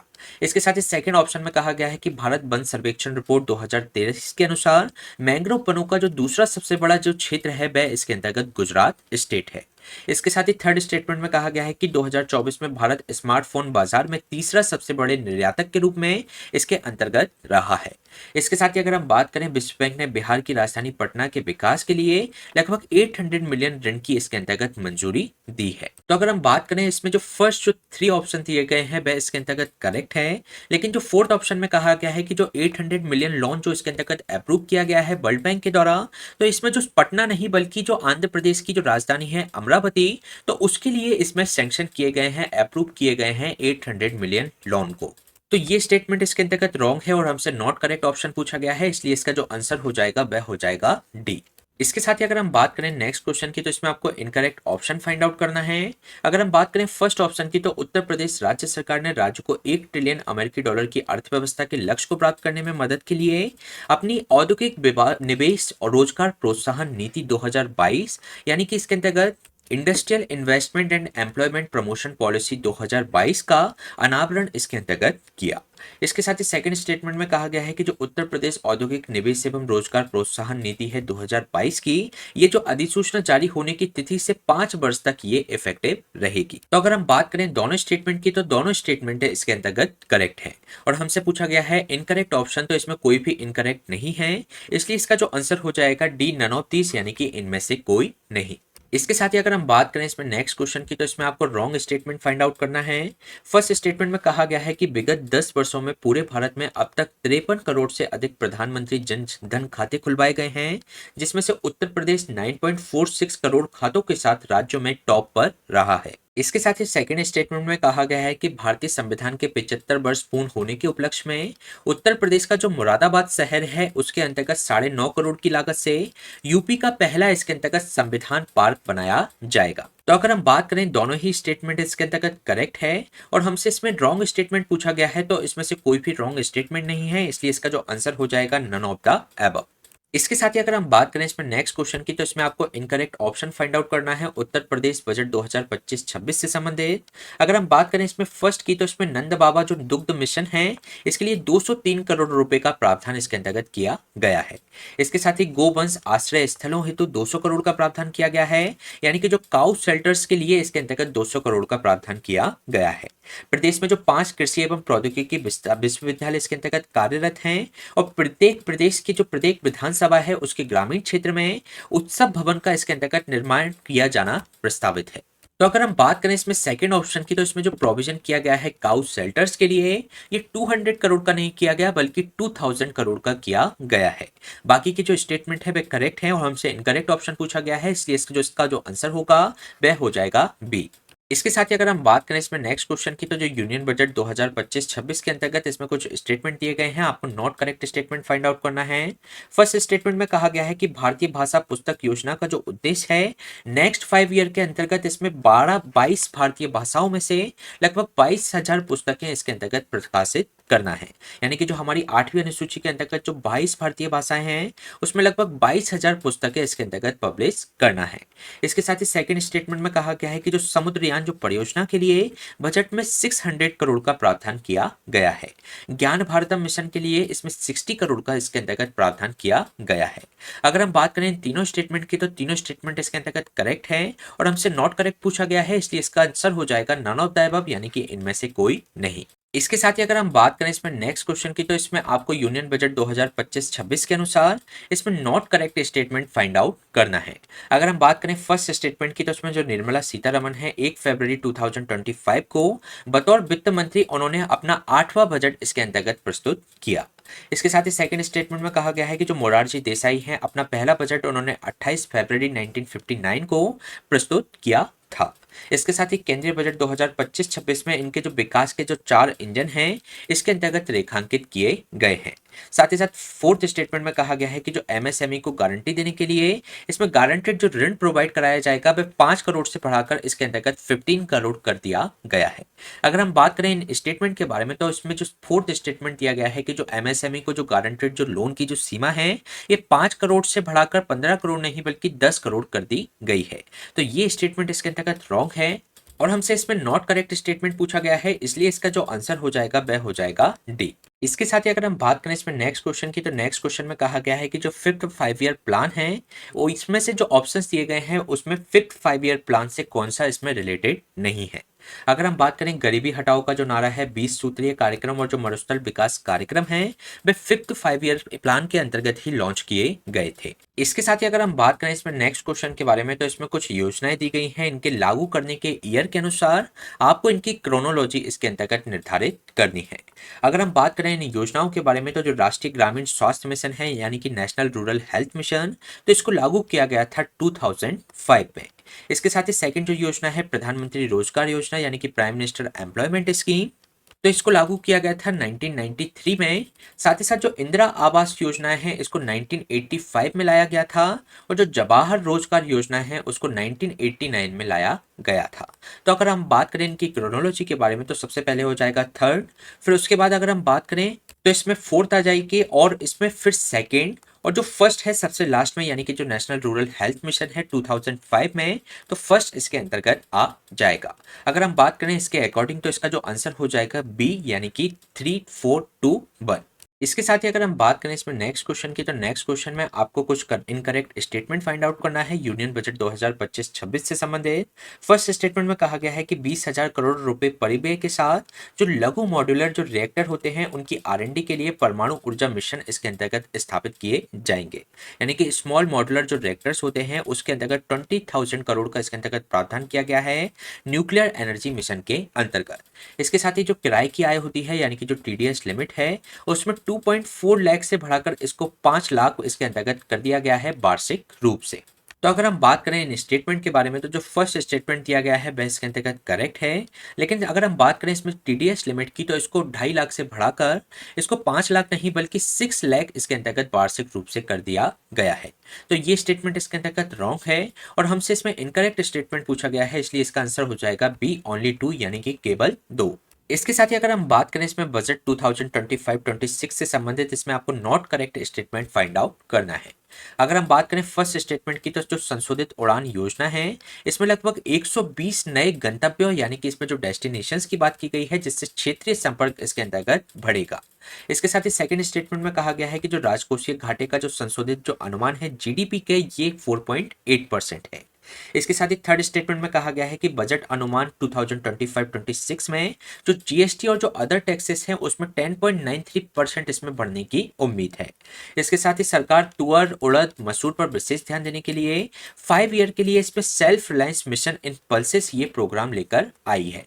तो अगर हम बात करें इसमें फोर्थ स्टेटमेंट के बारे में, तो ये 5 year self reliance mission in pulses यानी कि 5 वर्षीय के लिए इसमें दलहनों व एवं आत्मनिर्भरता जो मिशन है, तो उसकी जगह इसमें 6 वर्षीय इसके अंतर्गत दलहनों में आत्मनिर्भरता मिशन इसके अंतर्गत शुरू किया गया है।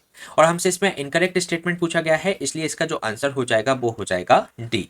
इसके साथ ही अगर हम बात करें नेक्स्ट क्वेश्चन की, तो इसमें भी हमें इनकरेक्ट ऑप्शन फाइंड आउट करना है उत्तर प्रदेश बजट 2025-26 से संबंधित। इसमें फर्स्ट ऑप्शन में कहा गया है कि जो निराश्रित महिलाएं हैं पेंशन के लिए, उसमें 2,980 करोड़ इसके अंतर्गत आवंटित किए गए हैं। इसके साथ ही राज्य विश्वविद्यालयों में जो आधारभूत सुविधाओं हेतु लगभग 50 करोड़ का इसके अंतर्गत प्रावधान किया गया है। साथ ही साथ जो पीएम श्री योजना है उसमें जो चयनित विद्यालय होंगे यानी कि इसमें सिलेक्टेड जो स्कूल्स होंगे उसमें स्मार्ट शिक्षा हेतु लगभग 480 करोड़ का इसके अंतर्गत प्रावधान किया गया है। साथ ही साथ अत्योदय जो लाभार्थी हैं उनको त्रैमासिक रूप से लगभग 12,283 मीट्रिक टन चीनी इसके अंतर्गत आवंटित की गई है। तो अगर हम बात करें इन चारों स्टेटमेंट में, तो जो थर्ड स्टेटमेंट दिया गया है तो इसमें 580 करोड़ का प्रावधान किया गया है, ना कि 480 करोड़ का, जो कि एलोकेट किए गए हैं smart education in selected school, जो कि पीएम श्री योजना के अंतर्गत जिनको सिलेक्ट किया जाएगा। तो ये प्रावधान किया गया है 580 करोड़ का। इसके साथ ही अगर हम बात करें इसमें नेक्स्ट क्वेश्चन की, तो नेक्स्ट क्वेश्चन में आपको कुछ स्टेटमेंट दिए गए हैं, उसमें से आपको करेक्ट स्टेटमेंट फाइंड आउट करना है। फर्स्ट स्टेटमेंट में कहा गया है कि भारत में मिश्रित अर्थव्यवस्था का स्वरूप इसके अंतर्गत अपनाया गया है, यानी कि मिक्स्ड इकोनॉमी का, जिसमें पब्लिक सेक्टर और जो प्राइवेट सेक्टर हैं दोनों इसके अंतर्गत इसमें पार्टिसिपेट करते हैं इंडिया की ग्रोथ में। इसके साथ ही भारत में जो सकल घरेलू उत्पाद है यानी कि जो ग्रॉस डोमेस्टिक प्रोडक्ट है, इसकी जो गणना है 3 विधियों के माध्यम से की जाती है, और ये 3 विधियां हैं उत्पादन विधि यानी कि प्रोडक्शन मेथड, आय विधि यानी कि इनकम मेथड, और व्यय विधि यानी कि एक्सपेंडिचर मेथड। इसके साथ ही थर्ड स्टेटमेंट में कहा गया है कि भारत में जो राष्ट्रीय आय की जो गणना करने का जो पहला प्रयास 1866-67 के दौरान दादा भाई नेरोजी के द्वारा इसके अंतर्गत किया गया था। तो ये जो तीनों स्टेटमेंट दिए गए हैं वह इसके अंतर्गत करेक्ट है, इसलिए इसका जो आंसर हो जाएगा C1 2 3 आर करेक्ट। इसके साथ ही अगर हम बात करें इसमें नेक्स्ट क्वेश्चन के बारे में, तो इसमें जो इकोनॉमिक सर्वे है 2024-25 से संबंधित, इसमें आपको बताना है कि कौन सा इसमें कथन करेक्ट नहीं है। अगर हम बात करें इसमें स्टेटमेंट फर्स्ट की, तो भारत के जो पेंशन क्षेत्र में जो महत्वपूर्ण वृद्धि दर्ज की गई है, और सितंबर 2024 तक जो पेंशन ग्राहकों की कुल संख्या है उसमें लगभग 16% की वर्ष दर वर्ष इसके अंतर्गत वृद्धि दर्ज की गई है। इसके साथ ही सेकंड स्टेटमेंट में कहा गया है कि भारत का जो बाह्य ऋण है पिछले कुछ वर्षों में स्थिर रहा है, और इसके अंतर्गत सितंबर 2024 के अंत में जो बाह्य ऋण और जीडीपी का जो अनुपात है वह इसके अंतर्गत 19.4% रहा, यानी कि एक्सटर्नल डेब्ट का जीडीपी रेशियो से जो अनुपात रहा सितंबर 2024 में, तो ये रहा 19.4%। इसके साथ ही जल जीवन मिशन के तहत जो योजना की शुरुआत से अब तक लगभग 12 करोड़ फैमिलीज को नल से पेयजल यानी कि इसमें टैप वाटर फैसिलिटी प्रोवाइड करवाई जा चुकी है।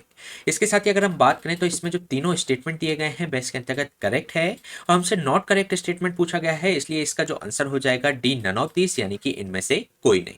इसके साथ ही अगर हम बात करें इसमें नेक्स्ट क्वेश्चन की, तो नेक्स्ट क्वेश्चन में आपको इनकरेक्ट ऑप्शन फाइंड आउट करना है, जिसमें फर्स्ट ऑप्शन में कहा गया है कि जिसमें सरकार की आय और जो कर राजस्व है सरकार के खर्च से अधिक हो जाती है, तो उसको इसके अंतर्गत बजटीय घाटा कहा जाता है। यानी कि ऐसी सिचुएशन जिसमें जो गवर्नमेंट की जो इनकम और जो टैक्स रेवेन्यू है अगर ये एक्सीड हो जाता है गवर्नमेंट के एक्सपेंडिचर से, तो इसको बजटरी डेफिसिट कहा जाता है।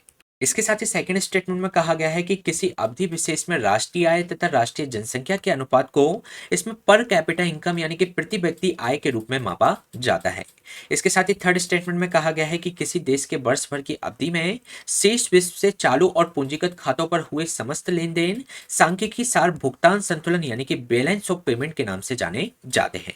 तो अगर हम बात करें इन तीनों ऑप्शंस के बारे में, तो इसमें जो तीनों ऑप्शंस दिए गए हैं वह इसके अंतर्गत करेक्ट है, और हमसे इसमें इनकरेक्ट ऑप्शन पूछा गया है, इसलिए इसका जो आंसर हो जाएगा डी नन ऑफ दिस, यानी कि डी इनमें से कोई नहीं। इसके साथ ही अगर हम बात करें इसमें नेक्स्ट क्वेश्चन के बारे में, तो इसमें आपको करेक्ट ऑप्शन फाइंड आउट करना है। फर्स्ट स्टेटमेंट में कहा गया है कि जो मुद्रास्फीति है यानी कि इन्फ्लेशन एक समयावधि में किसी भी अर्थव्यवस्था में जो भी गुड्स एंड सर्विसेज यानी कि वस्तुएं सेवाएं होती हैं उनके सामान्य मूल्य स्तर में जो निरंतर वृद्धि होती है उसको इसके अंतर्गत इन्फ्लेशन से डिनोट किया जाता है। इसके साथ ही एक वित्तीय वर्ष में किसी देश द्वारा उत्पादित सभी जो अंतिम वस्तु और सेवाएं होती हैं उनका जो इसमें फाइनल गुड्स एंड सर्विस का जो भी मूल्य इसके अंतर्गत होता है उसको राष्ट्रीय आय के रूप में जाना जाता है। इसके साथ ही प्रतिवर्ष प्रति हजार व्यक्तियों पर होने वाले जो मौतों की संख्या होती है मृत्यु दर के रूप में यानी कि डेथ रेट के रूप में इसको कहा जाता है। यानी प्रतिवर्ष प्रति हजार व्यक्तियों पर होने वाले जो जन्मों की संख्या होती है उसको जन्म दर यानी कि बर्थ रेट के रूप में जाना जाता है। तो अगर हम बात करें ये जो चारों स्टेटमेंट दिए गए हैं वह इसके अंतर्गत करेक्ट है, इसलिए इसका जो आंसर हो जाएगा वह हो जाएगा डी 1 2 3 एंड 4। इसके साथ ही अगर हम बात करें इसमें नेक्स्ट क्वेश्चन के बारे में, तो इसमें आपको इनकरेक्ट ऑप्शन फाइंड आउट करना है। फर्स्ट ऑप्शन में कहा गया है कि जो वस्तु एवं सेवा कर है यानी कि गुड्स एंड सर्विस टैक्स ये एक प्रकार का इनडायरेक्ट टैक्स यानी कि अप्रत्यक्ष कर है जिसने भारत में कई अप्रत्यक्ष करों जैसे कि उत्पाद शुल्क, वैट और सेवा कर आदि का स्थान इस जीएसटी ने ले लिया है। इसके साथ ही वस्तु एवं सेवा कर अधिनियम 29 मार्च 2017 को संसद में पारित किया गया था। इसके साथ ही सी में कहा गया है कि जो वस्तु एवं सेवा कर अधिनियम है इसको 15 अगस्त 2017 को संसद में इसको लागू किया गया था। इसके साथ ही डी में कहा गया है कि जो वस्तु एवं सेवा कर के अंतर्गत कई प्रकार की दरें हैं यानी कि इसमें 0%, 5%, 12%, 18% एंड 28% दरें रखी गई हैं जो कि लगभग सभी वस्तुएं एवं सेवाओं पर इसके अंतर्गत लागू होती है। तो अगर हम बात करें स्टेटमेंट के बारे में, तो जो वस्तु एवं सेवा कर अधिनियम है 29 मार्च 2017 को संसद में पारित हुआ, तो इसमें करेक्ट स्टेटमेंट है। जबकि इसको जो लागू किया गया था वह 1 जुलाई 2017 से लागू किया गया था, ना कि 15 अगस्त 2017 से। तो इसमें हमसे इनकरेक्ट ऑप्शन पूछा गया है, इसलिए इसका जो आंसर हो जाएगा सी। इसके साथ ही अगर हम बात करें इसमें नेक्स्ट क्वेश्चन के बारे में, तो इसमें भी आपको इनकरेक्ट ऑप्शन फाइंड आउट करना है।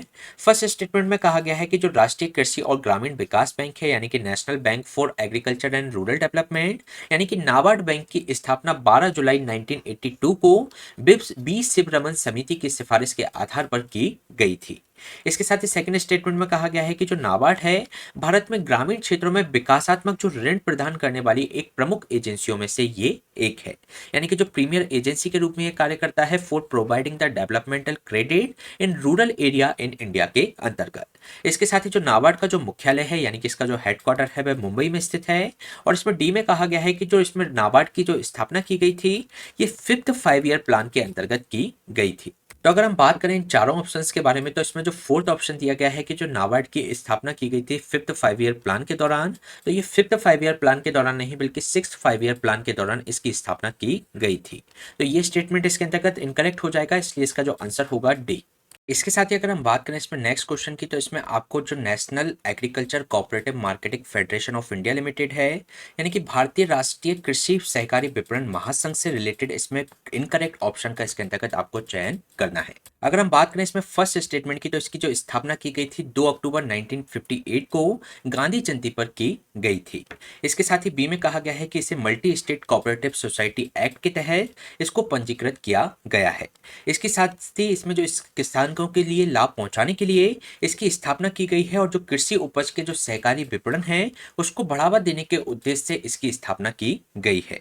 इसके साथ ही अगर हम बात करें इसमें डी की, तो जो केंद्र सरकार की जो कृषि संस्थाएं हैं वे नेफेड के अंतर्गत इसमें मुख्य सदस्य हैं। तो अगर हम बात करें इनमें तीनों स्टेटमेंट के बारे में, तो ये नेफेड से संबंधित स्टेटमेंट है और ये करेक्ट है। लेकिन अगर हम बात करें फोर्थ स्टेटमेंट की, तो इसमें जो कृषि संस्थाएं नहीं बल्कि इसके अंतर्गत जो एग्रीकल्चरल जो फार्मर हैं वे इसके मुख्य सदस्य हैं। और इन एग्रीकल्चरल फार्मर को इसके अंतर्गत जो फॉर्म होती है इसके अंतर्गत member of the general body, तो उसके अंतर्गत इनको बोलने का भी इसके अंतर्गत अधिकार होता है। तो इसमें हमसे इनकरेक्ट ऑप्शन पूछा गया है, इसलिए इसका क्वेश्चन का जो आंसर हो जाएगा वह हो जाएगा डी। इसके साथ ही अगर हम बात करें नेक्स्ट क्वेश्चन की, तो नेक्स्ट क्वेश्चन है आपका small industry development bank of India यानी कि भारतीय लघु उद्योग विकास बैंक से संबंधित। अगर हम बात करें इसमें फर्स्ट स्टेटमेंट की, तो इसमें जो industrial development bank of India के जो लघु व्यवसाय वित्त पोषण का कार्य संभालने के लिए industrial development bank of India यानी कि सिडबी की सहायक कंपनी के रूप में इसकी स्थापना की गई थी। सॉरी, आईडीबीआई की इसमें सहायक कंपनी के रूप में इसकी स्थापना की गई थी। इसके साथ ही सेकंड स्टेटमेंट में कहा गया है कि इसकी स्थापना 2 अप्रैल 1989 को भारतीय संसद के एक अधिनियम के तहत की गई थी। इसके साथ ही थर्ड स्टेटमेंट में कहा गया है कि ये जो सूक्ष्म लघु एवं मध्यम उद्यम के जो क्षेत्र हैं उसके अंतर्गत उनके प्रचार, वित्त पोषण और विकास के लिए एक प्रमुख वित्तीय संस्थान के रूप में ये कार्य करता है। तो अगर हम बात करें इन स्टेटमेंट के बारे में, तो जो industrial development bank of India के जो भी लघु व्यवसाय और वित्त पोषण के कार्य संभालने के लिए जो industrial development bank of India की सहायक कंपनी के रूप में इसको स्थापित किया गया था, तो ये स्टेटमेंट इसके अंतर्गत करेक्ट है। लेकिन इसकी जो स्थापना की गई थी वह 2 अप्रैल 1990 को की गई थी, ना कि 1989 में, इसलिए ये जो स्टेटमेंट है इसके अंतर्गत इनकरेक्ट है। और इसमें जो थर्ड स्टेटमेंट दिया गया है वह करेक्ट है, इसलिए इसमें जो आंसर हो जाएगा वह हो जाएगा ओनली 1 and 3 आर करेक्ट। इसके साथ ही अगर हम बात करें इसमें नेक्स्ट क्वेश्चन की, तो नेक्स्ट क्वेश्चन में आपको इनकरेक्ट ऑप्शन फाइंड आउट करना है।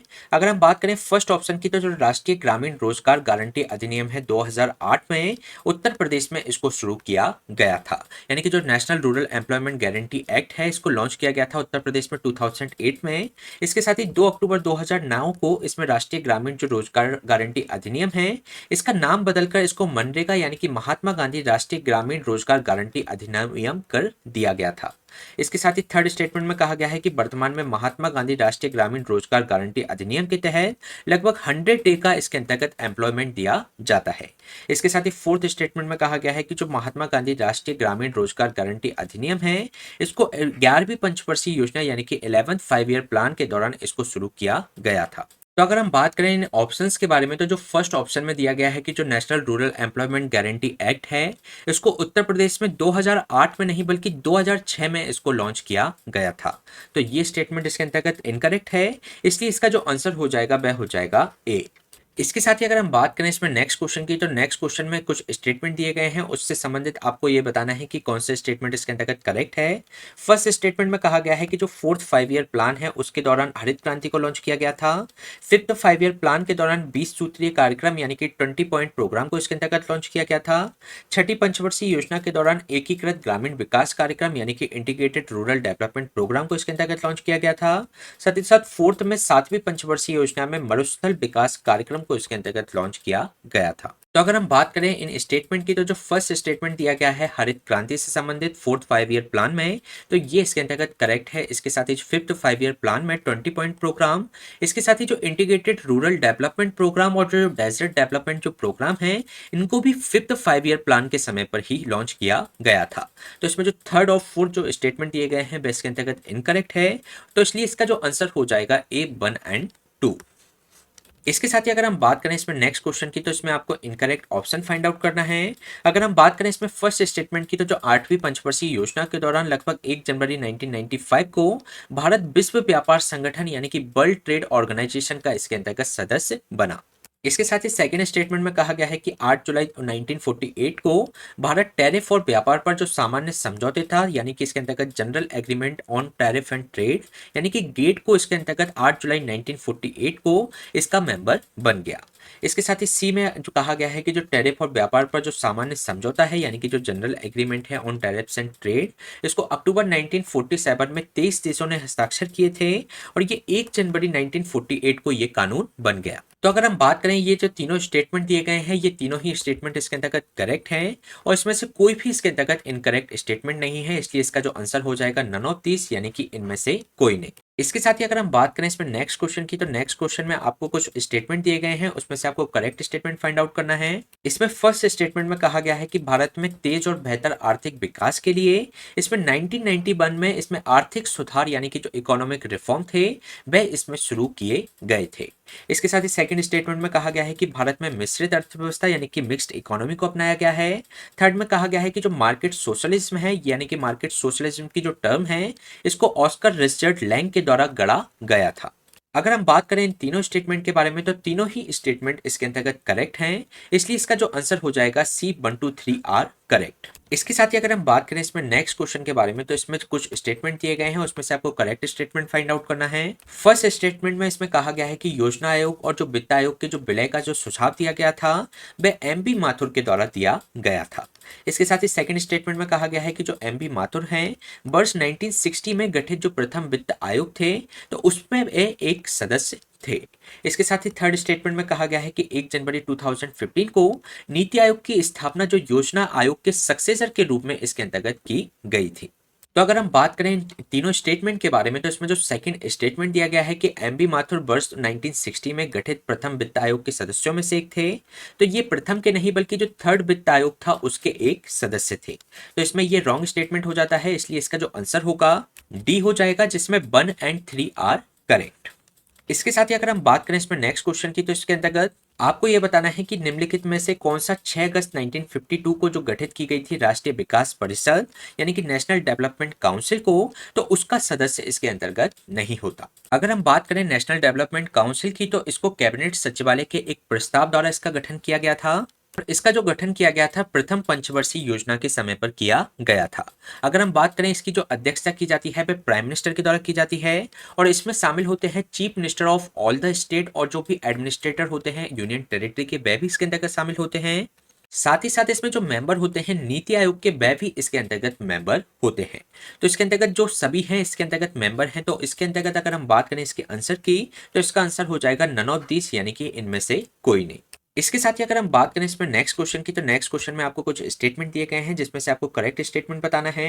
फर्स्ट स्टेटमेंट में कहा गया है कि जो पहली पंचवर्षीय योजना थी उसके दौरान स्टेट बैंक ऑफ इंडिया का इसके अंतर्गत नेशनलाइजेशन यानी कि राष्ट्रीयकरण किया गया था।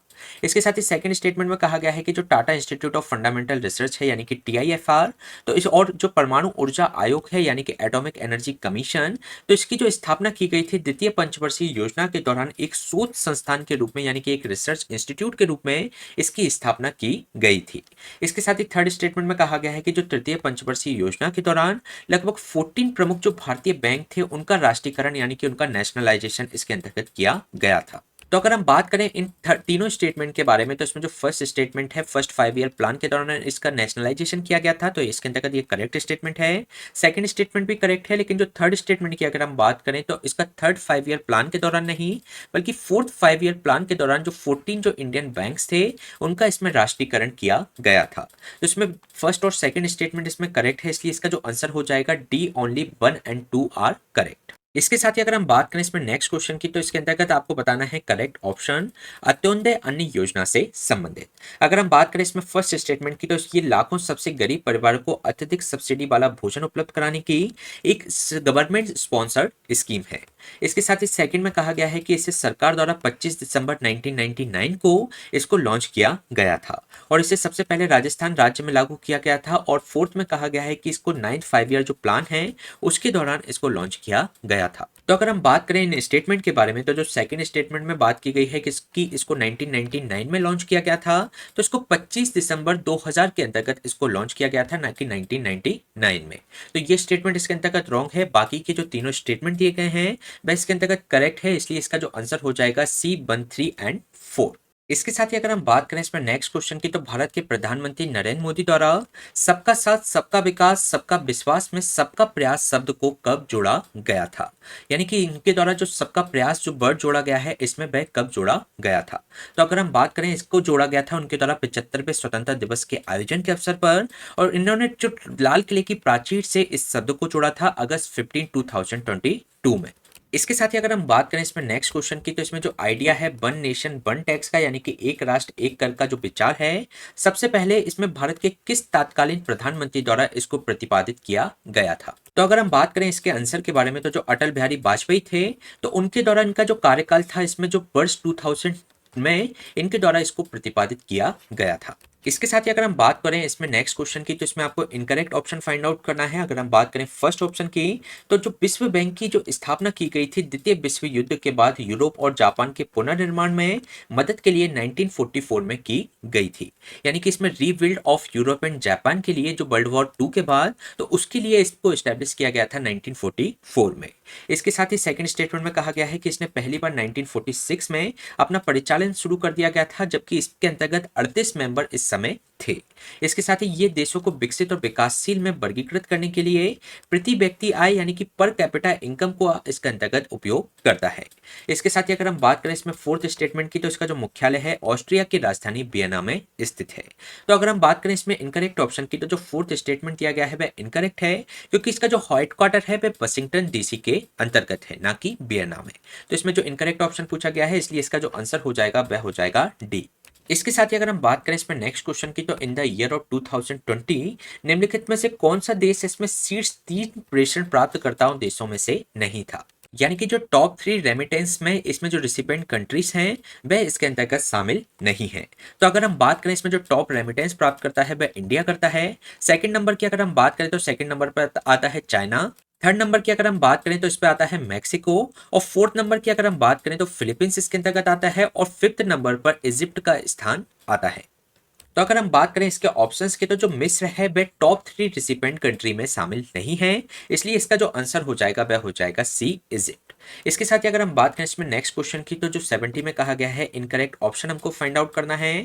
Federation of Indian chamber of the commerce and industry यानी कि भारतीय वाणिज्य एवं उद्योग महासंघ से संबंधित। अगर हम बात करें इसमें फर्स्ट स्टेटमेंट की, तो ये एक गैर लाभकारी व्यापार संगठन और लॉबिंग संगठन है, यानी कि ये नॉन प्रॉफिट ट्रेड ऑर्गेनाइजेशन और इसमें लॉबिंग ऑर्गेनाइजेशन के रूप में ये कार्य करता है।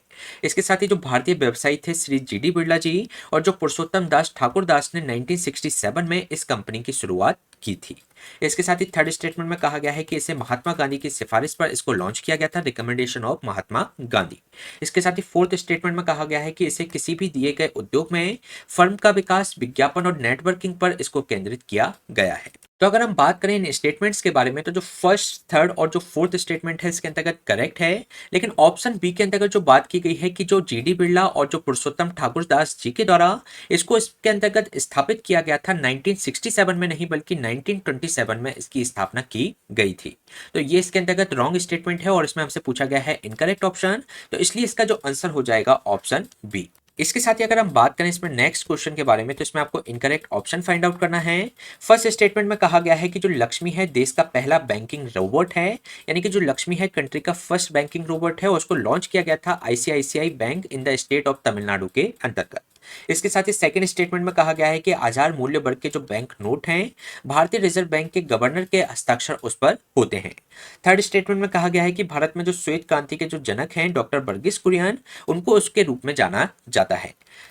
अगर हम बात करें लक्ष्मी एक बैंकिंग रोबोट है, लेकिन इसको आईसीआईसीआई बैंक के द्वारा नहीं बल्कि सिटी यूनियन बैंक के द्वारा इसको लॉन्च किया गया है और ये कार्यरत है तमिलनाडु के तंजावुर जिले के अंतर्गत। तो इसके लिए ये जो फर्स्ट स्टेटमेंट है ये इसके अंतर्गत रॉन्ग है। इसके साथ ही जो सेकंड और जो थर्ड स्टेटमेंट दिए गए हैं वह इसके अंतर्गत करेक्ट है और हमसे इनकरेक्ट ऑप्शन पूछा गया है, इसलिए इसका जो आंसर हो जाएगा ए। इसके साथ ही अगर हम बात करें इसमें नेक्स्ट क्वेश्चन की, तो इसमें आपको इनकरेक्ट ऑप्शन फाइंड आउट करना है। अगर हम बात करें फर्स्ट ऑप्शन की, तो जो विनिमय दर में गिरावट के कारण जो विदेशी मुद्राओं की इकाइयों के संदर्भ में जो आंतरिक मुद्रा के मूल्य में कमी को इसके अंतर्गत अवमूल्यन यानी कि डीवैल्यूएशन कहा जाता है। इसके साथ ही सेकंड स्टेटमेंट में कहा गया है कि सकल मूल्य वर्धित सकल घरेलू उत्पाद तथा सहायकी में से अप्रत्यक्ष कर की राशि को घटाकर इसके अंतर्गत प्राप्त किया जाता है, यानी कि जो ग्रॉस वैल्यू एडेड होता है ये ऑब्टेन किया जाता है, जो कि सब्सट्रैक्ट किया जाता है इनडायरेक्ट टैक्सेस फ्रॉम द जो ग्रॉस डोमेस्टिक प्रोडक्ट होता है और इसके अंतर्गत जो सब्सिडीज होती हैं उसमें से जो इनडायरेक्ट टैक्स होते हैं उसको सब्सट्रैक्ट करके ग्रॉस वैल्यू एडेड निकाला जाता है। इसके साथ ही थर्ड स्टेटमेंट में कहा गया है कि ऐसे जो भौगोलिक क्षेत्र हैं जिसमें विदेशी निवेश को बढ़ावा देने के उद्देश्य से देश के सामान्य आर्थिक कानून पूरी तरीके से लागू नहीं होते, उनको विशेष आर्थिक क्षेत्र यानी कि स्पेशल इकोनॉमिक जोन्स इनको कहा जाता है। तो अगर हम बात करें ये जो तीनों स्टेटमेंट दिए गए हैं वह इसके अंतर्गत करेक्ट हैं और इसलिए इसमें कोई भी इनकरेक्ट ऑप्शन नहीं है, इसलिए इसका जो आंसर हो जाएगा डी, नन ऑफ दीज। इसके साथ ही अगर हम बात करें इसमें नेक्स्ट क्वेश्चन की, तो इसमें आपको करेक्ट ऑप्शन फाइंड आउट करना है। इसमें फर्स्ट ऑप्शन में कहा गया है कि 1 वर्ष से कम आयु के बच्चों के प्रति 1000 जीवित जन्मों पर होने वाली जो मौतों की संख्या होती है उसको शिशु मृत्यु दर यानी कि इन्फेंट मोर्टेलिटी रेट कहा जाता है। इसके साथ ही सेकंड स्टेटमेंट में कहा गया है कि ऐसा जो शेयर बाजार जहां सरकारों और सार्वजनिक कंपनियों की जो प्रतिभूतियां होती हैं वह बेची जाती हैं उसको स्टॉक एक्सचेंज कहते हैं, यानी कि जो ऐसा स्टॉक मार्केट जहां पर जो सिक्योरिटीज हैं गवर्नमेंट एंड पब्लिक कंपनीज की जहां पर सोल्ड की जाती हैं उसको स्टॉक चेंज कहा जाता है। इसके साथ ही थर्ड स्टेटमेंट में कहा गया है कि देश की कुल जनसंख्या में श्रमिकों की जो कुल संख्या के अनुपात को श्रमिक जनसंख्या अनुपात यानी कि वर्कर पॉपुलेशन रेशियो कहा जाता है। तो अगर हम बात करें इन स्टेटमेंट के बारे में, तो जो फर्स्ट स्टेटमेंट और जो थर्ड स्टेटमेंट है इसके अंतर्गत वह करेक्ट है। जबकि सेकंड स्टेटमेंट में जो बात की गई है कि जो स्टॉक मार्केट है जहां पर securities of government and public companies की यहाँ पर बेची जाती हैं, तो यहाँ पे खरीदी और बेची जाती हैं स्टॉक एक्सचेंज के अंतर्गत, ना कि केवल इसके अंतर्गत बेची जाती है। तो ये इसके अंतर्गत रॉन्ग स्टेटमेंट हो जाएगा, इसलिए इसका जो आंसर होगा 1 और 3 आर करेक्ट। इसके साथ ही अगर हम बात करें इसमें नेक्स्ट क्वेश्चन की, तो नेक्स्ट क्वेश्चन में आपको इनकरेक्ट ऑप्शन फाइंड आउट करना है। फर्स्ट में कहा गया है कि भारत में गरीबी का आकलन अब नीति आयोग की एक टास्क फोर्स द्वारा सांख्यिकी और कार्यान्वयन मंत्रालय के तहत राष्ट्रीय नमूना सर्वेक्षण कार्यालय द्वारा प्राप्त आंकड़ों के आधार पर गरीबी रेखा की गणना के माध्यम से किया जाता है। यानी कि जो पॉवर्टी है इंडिया के अंतर्गत असेस की जाती है task force of NITI Aayog through the calculation of poverty line based on the data obtained by the national sample survey office under the ministry of statistics and programme implementation के अंतर्गत। इसके साथ ही सेकंड स्टेटमेंट में कहा गया है कि जो गरीबी रेखा है किसी व्यक्ति की कुछ न्यूनतम आवश्यकताओं पर प्रति व्यक्ति व्यय को इसके अंतर्गत संदर्भित करती है, जो कि ग्रामीण क्षेत्रों में प्रतिदिन औसतन 2100 कैलोरी इसके अंतर्गत होती है। तो अगर हम बात करें इन स्टेटमेंट के बारे में, तो इसमें जो नेशनल सैंपल सर्वे ऑर्गेनाइजेशन के द्वारा इसमें जो सर्वे किया जाता है, तो उसके आधार पर जो गरीबी का जो आकलन है नीति आयोग की एक टास्क फोर्स द्वारा सांख्यिकी और कार्यान्वयन का जो मंत्रालय है उसके द्वारा इसको किया जाता है। इसके साथ ही अगर हम बात करें गरीबी रेखा किसी व्यक्ति की जो न्यूनतम आवश्यकताओं पर प्रति व्यक्ति जो व्यय किया जाता है, तो उसके आधार पर इसको संदर्भित करती है। और अगर हम बात करें ग्रामीण क्षेत्रों की, तो ग्रामीण क्षेत्रों में जो औसतन जो कैलोरी है वह इसमें 2400 कैलोरी है, ना कि 2100 कैलोरी। 2100 जो कैलोरी निर्धारित की गई है वह अर्बन एरिया के अंतर्गत की गई है। तो इसमें जो सेकंड स्टेटमेंट दिया गया है वह इनकरेक्ट है और हमसे इनकरेक्ट ऑप्शन पूछा गया है, इसलिए इसका जो आंसर हो जाएगा बी ओनली 2। इसके साथ ही अगर हम बात करें इसके नेक्स्ट क्वेश्चन की, तो इसमें भी आपको इनकरेक्ट ऑप्शन फाइंड आउट करना है। फर्स्ट ऑप्शन में कहा गया है कि प्रति 1000 जीवित बच्चों के जन्म पर होने वाली जो माताओं की मृत्यु की जो संख्या होती है, तो उसको मैटरनल मोर्टेलिटी रेट यानी कि मातृत्व मृत्यु दर कहा जाता है। इसके साथ ही सेकंड स्टेटमेंट में कहा गया है कि जो सकल घरेलू जो राज्य उत्पाद हैं उसके अंतर्गत राज्य की जो भौगोलिक सीमाओं के अंतर्गत एक निश्चित अवधि के दौरान इसके अंतर्गत जो भी आमतौर पर 1 वर्ष इसमें लिया जाता है, जो भी उत्पादित जो सभी वस्तुएं हैं, जो भी इसके अंतर्गत जो भी सेवाएं हैं, उनकी कुल मात्रा दोहराव के बिना इसका जो हिसाब लगाया जाता है उसको इसके अंतर्गत जीएसडीपी कहा जाता है। तो अगर हम बात करें इसमें फर्स्ट स्टेटमेंट की, तो इसमें प्रति 1000 जीवित बच्चों पर नहीं बल्कि प्रति लाख बच्चों पर इसके अंतर्गत निर्धारित किया जाता है मैटरनल मोर्टेलिटी रेट को। तो ये इसके अंतर्गत इनकरेक्ट ऑप्शन है, जबकि जो सेकंड स्टेटमेंट में कहा गया है जीएसडीपी की जो परिभाषा दी गई है वह इसके अंतर्गत करेक्ट है और हमसे इनकरेक्ट ऑप्शन पूछा गया है, इसलिए इसका जो आंसर हो जाएगा ओनली 1 यानी कि केवल 1। इसके साथ ही अगर हम बात करें इसमें नेक्स्ट क्वेश्चन की, तो नेक्स्ट क्वेश्चन में according to the economic survey 2024-25 से संबंधित कुछ स्टेटमेंट दिए गए हैं, उसमें से आपको इनकरेक्ट स्टेटमेंट बताना है। फर्स्ट में कहा गया है कि भारत का जो फार्मास्यूटिकल्स जो उद्योग है ये दुनिया का दूसरा सबसे बड़ा उद्योग है, यानी कि second largest in the world. इसके साथ ही सेकंड स्टेटमेंट में कहा गया है कि भारत में चिकित्सा उपकरण उद्योग लगभग 15% के जो CAGR है यानी कि कंपाउंडेड एनुअल ग्रोथ रेट जो इनकी है उस तेजी से ये बढ़ रहे हैं। इसके साथ ही खनन क्षेत्र कुल औद्योगिक उत्पादन का लगभग 8% इसके अंतर्गत योगदान करता है माइनिंग सेक्टर। साथ ही साथ फोर्थ स्टेटमेंट में कहा गया है कि 31 अक्टूबर तक जो पीएम किसान के तहत लगभग 11 करोड़ से अधिक किसानों को इसके अंतर्गत लाभ मिल चुका है, जबकि 23.67 करोड़ जो लाभ किसान हैं पीएम किसान मानधन के तहत इनको नॉमिनेट किया गया है, यानी कि इनको इसके अंतर्गत नामांकित किया गया है। तो अगर हम बात करें इन स्टेटमेंट के बारे में, तो जो फर्स्ट स्टेटमेंट दिया गया है ये सेकंड लार्जेस्ट नहीं है फार्मास्यूटिकल इंडस्ट्री इंडिया की, बल्कि ये थर्ड लार्जेस्ट है इन द वर्ल्ड। और हमसे इसमें इनकरेक्ट स्टेटमेंट पूछा गया है, इसलिए इसका जो आंसर हो जाएगा वह हो जाएगा ए इसके अंतर्गत।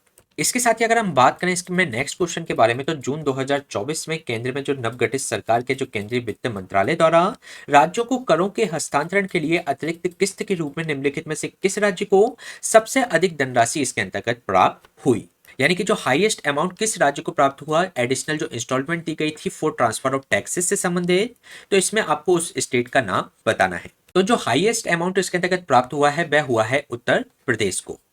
और अगर हम बात करें इसके अमाउंट की, तो 25,069.88 करोड़ रुपए इस उत्तर प्रदेश को प्राप्त हुए हैं। इसके साथ ही अगर हम बात करें इसमें नेक्स्ट क्वेश्चन की, तो जो राष्ट्रीय जननी सुरक्षा योजना है इसको निम्नलिखित में से किस पंचवर्षीय योजना के दौरान इसको शुरू किया गया था। तो जो राष्ट्रीय जननी सुरक्षा योजना है इसको 2005 में लागू किया गया था। उस समय 10th पंचवर्षीय योजना इसमें 2002 से लेकर 2007 तक चल रही थी। तो 10th पंचवर्षीय योजना के समय इसको लागू किया गया था। इसके साथ ही अगर हम बात करें इसमें नेक्स्ट क्वेश्चन की, तो भारत में राष्ट्रीय आय द्वारा मूल्यांकन तथा प्रकाशित किया जाता है, यानी कि इसमें रिलीज की जाती है, इसमें नेशनल इनकम को किस इंस्टीट्यूट के द्वारा इसके अंतर्गत रिलीज की जाती है। तो अगर हम बात करें इसमें ए यानी कि नेशनल स्टेटिस्टिकल जो ऑफिस है उसके द्वारा इसमें राष्ट्रीय आय का प्रकाशन किया जाता है। अगर हम बात करें एनएसओ की, तो इसको एक जो सेंट्रल स्टैटिस्टिकल जो ऑफिस था यानी कि सीएसओ और जो एनएसएसओ था, तो इसके मर्जर के द्वारा इसको स्थापित किया गया था 2019 में, और एनएसओ के द्वारा ही national income in India estimate की जाती है और रिलीज की जाती है। इसके साथ ही अगर हम बात करें इसमें नेक्स्ट क्वेश्चन की, तो इसमें आपको ये बताना है कि इंडिया की क्या रैंकिंग रही ग्लोबल जेंडर गैप इंडेक्स 2024 के अंतर्गत। तो अगर हम बात करें ग्लोबल जेंडर गैप इंडेक्स के अंतर्गत भारत की जो रैंकिंग रही वह रही 129वीं। और अगर हम बात करें ग्लोबल जेंडर गैप इंडेक्स किसके द्वारा निकाला जाता है, तो ये निकाला जाता है वर्ल्ड इकोनॉमिक फोरम यानी कि विश्व आर्थिक मंच के द्वारा। इसके साथ ही अगर हम बात करें नेक्स्ट क्वेश्चन की, तो जो logistic ease across different state यानी कि जो लीड्स रिपोर्ट है के 6वें संस्करण के अनुसार उत्तर प्रदेश इसके अंतर्गत किस वर्ग में आता है। तो अगर हम बात करें लीड्स रिपोर्ट के अंतर्गत जो उत्तर प्रदेश इसके अंतर्गत जो वर्ग है उसकी जो कैटेगरी है वह है अचीवर कैटेगरी यानी कि उपलब्धि वर्ग के अंतर्गत। इसके साथ ही अगर हम बात करें इसमें नेक्स्ट क्वेश्चन की, तो नेक्स्ट क्वेश्चन में आपको कुछ स्टेटमेंट दिए गए हैं, उसमें से आपको करेक्ट स्टेटमेंट फाइंड आउट करना है। फर्स्ट स्टेटमेंट में कहा गया है कि स्वच्छ भारत मिशन ग्रामीण के तहत लगभग 1.2 लाख गांव को ओडीएफ प्लस इसके अंतर्गत घोषित कर दिया गया है। इसके साथ ही सेकंड स्टेटमेंट में कहा गया है कि जो नया जो टैक्स स्ट्रक्चर है उसमें 12 लाख रुपए तक की जो कुल आय वाले जो निवासी व्यक्ति हैं उनको कोई भी इसके अंतर्गत इनकम टैक्स नहीं देना होगा। इसके साथ ही थर्ड स्टेटमेंट में कहा गया है कि जो लक्षद्वीप ने अपने सभी गांवों को ओडीएफ प्लस मॉडल घोषित इसके अंतर्गत कर दिया गया है और इस प्रकार का ये पहला स्वच्छ जल समृद्ध राज्य इसके अंतर्गत बन गया है। तो अगर हम बात करें इन स्टेटमेंट के बारे में, तो इसमें जो फर्स्ट और जो सेकंड स्टेटमेंट दिया गया है वह इसके अंतर्गत करेक्ट है, लेकिन जो थर्ड स्टेटमेंट में कहा गया है कि लक्षद्वीप के बारे में, तो ये लक्षद्वीप नहीं बल्कि अंडमान एंड निकोबार के द्वारा इसमें डिक्लेयर कर दिया गया है इसके सभी विलेजेस को ओडीएफ प्लस मॉडल के अंतर्गत, और ये एक first clean water rich state इसके अंतर्गत बन गया है। तो इसमें फर्स्ट एंड सेकंड इसके अंतर्गत करेक्ट है, जबकि थर्ड इसके अंतर्गत इनकरेक्ट है और हमसे पूछा गया है इसमें से कौन सा गलत कथन है, तो इसका आंसर हो जाएगा सी ओनली 3 यानी कि केवल 3।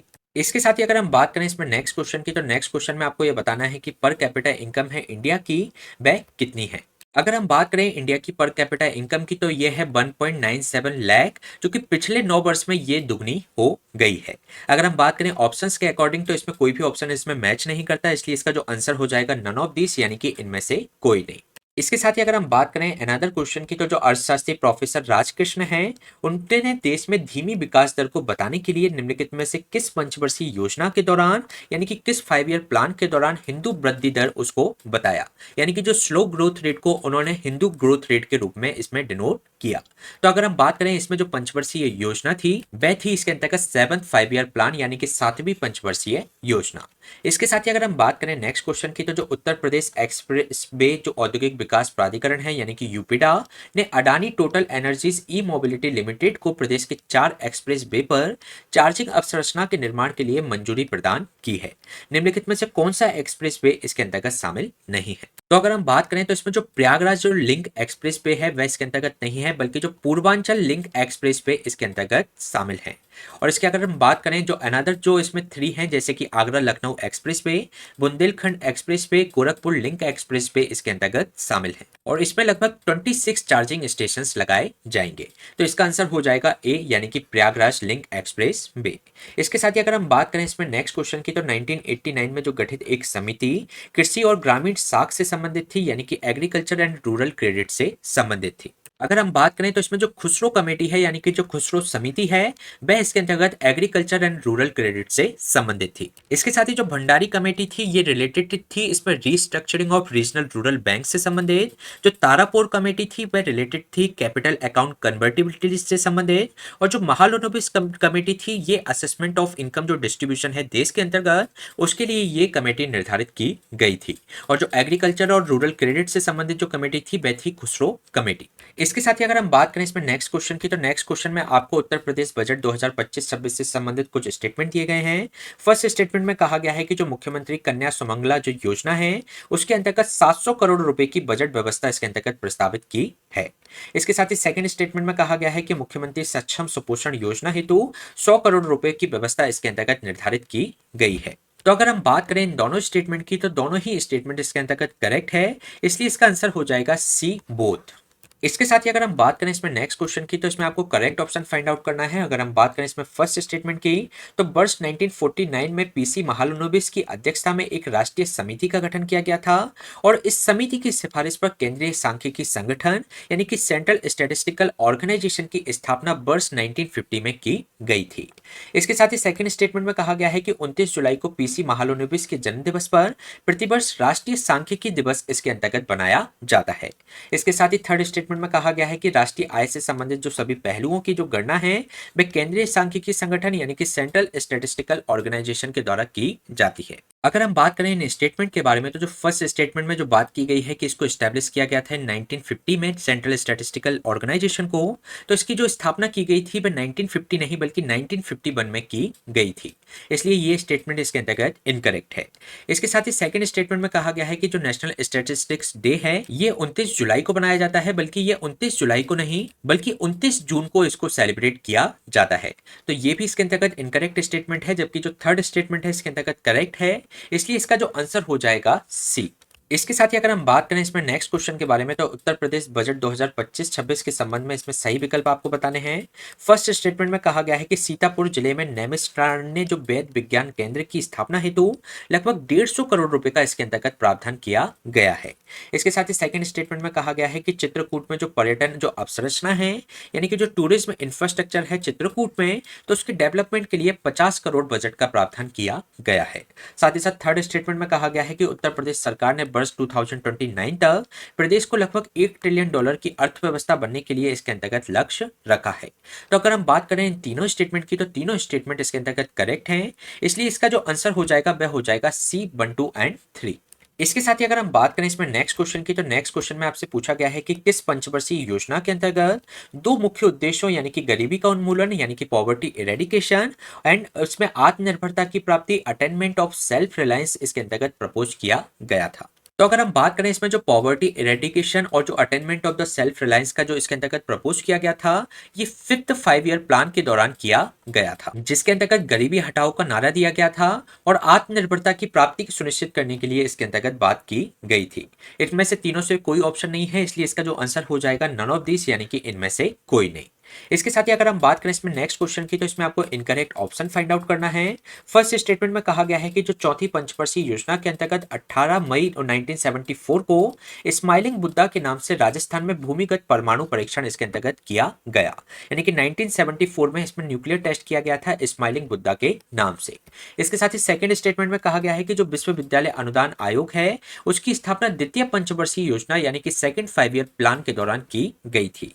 इसके साथ ही थर्ड स्टेटमेंट में कहा गया है कि 1970 में जो नॉर्मन बोरलॉग को उच्च उपज वाली किस्मों के विकास में और काम करने के लिए नोबेल शांति पुरस्कार से इसको सम्मानित किया गया था, यानी कि जो हाई यील्ड वैरायटी है उसकी इसमें उपज को निर्धारित करने के लिए इनको डेवलप करने के लिए नॉर्मन बोरलॉग को इसके अंतर्गत पीस प्राइज दिया गया था नोबेल। इसके साथ ही फोर्थ स्टेटमेंट में कहा गया है कि योजना आयोग के जो प्रथम उपाध्यक्ष थे वह थे गुलजारी लाल नंदा जी। तो अगर हम बात करें इन स्टेटमेंट्स के बारे में तो इसमें जो सेकंड स्टेटमेंट में बात की गई है कि जो यूजीसी है यानी कि यूनिवर्सिटी ग्रांट कमीशन, तो इसको सेकंड 5 ईयर प्लान के समय नहीं बल्कि फर्स्ट 5 ईयर प्लान के समय ही इसका गठन किया गया था। फर्स्ट 5 ईयर का प्लान का जो समय था वह जो अवधि थी वह थी 1951 से लेकर 56 तक, और जो यूजीसी का गठन किया गया था वह 1956 में ही किया गया था। तो इसको फर्स्ट 5 ईयर प्लान के दौरान इसको गठित किया गया था। तो इसमें जो इनकरेक्ट ऑप्शन पूछा गया है वह इसके अंतर्गत बी है, इसलिए इसका जो आंसर हो जाएगा वह होगा बी। तो ये हमने इसमें डिस्कस किया टेस्ट नंबर 13 को, जिसमें हमने इकोनॉमी से रिलेटेड क्वेश्चंस को इसके अंतर्गत डिस्कस किया। जुड़े रहिए स्टडी फॉर सिविल सर्विस के साथ में। Thank you.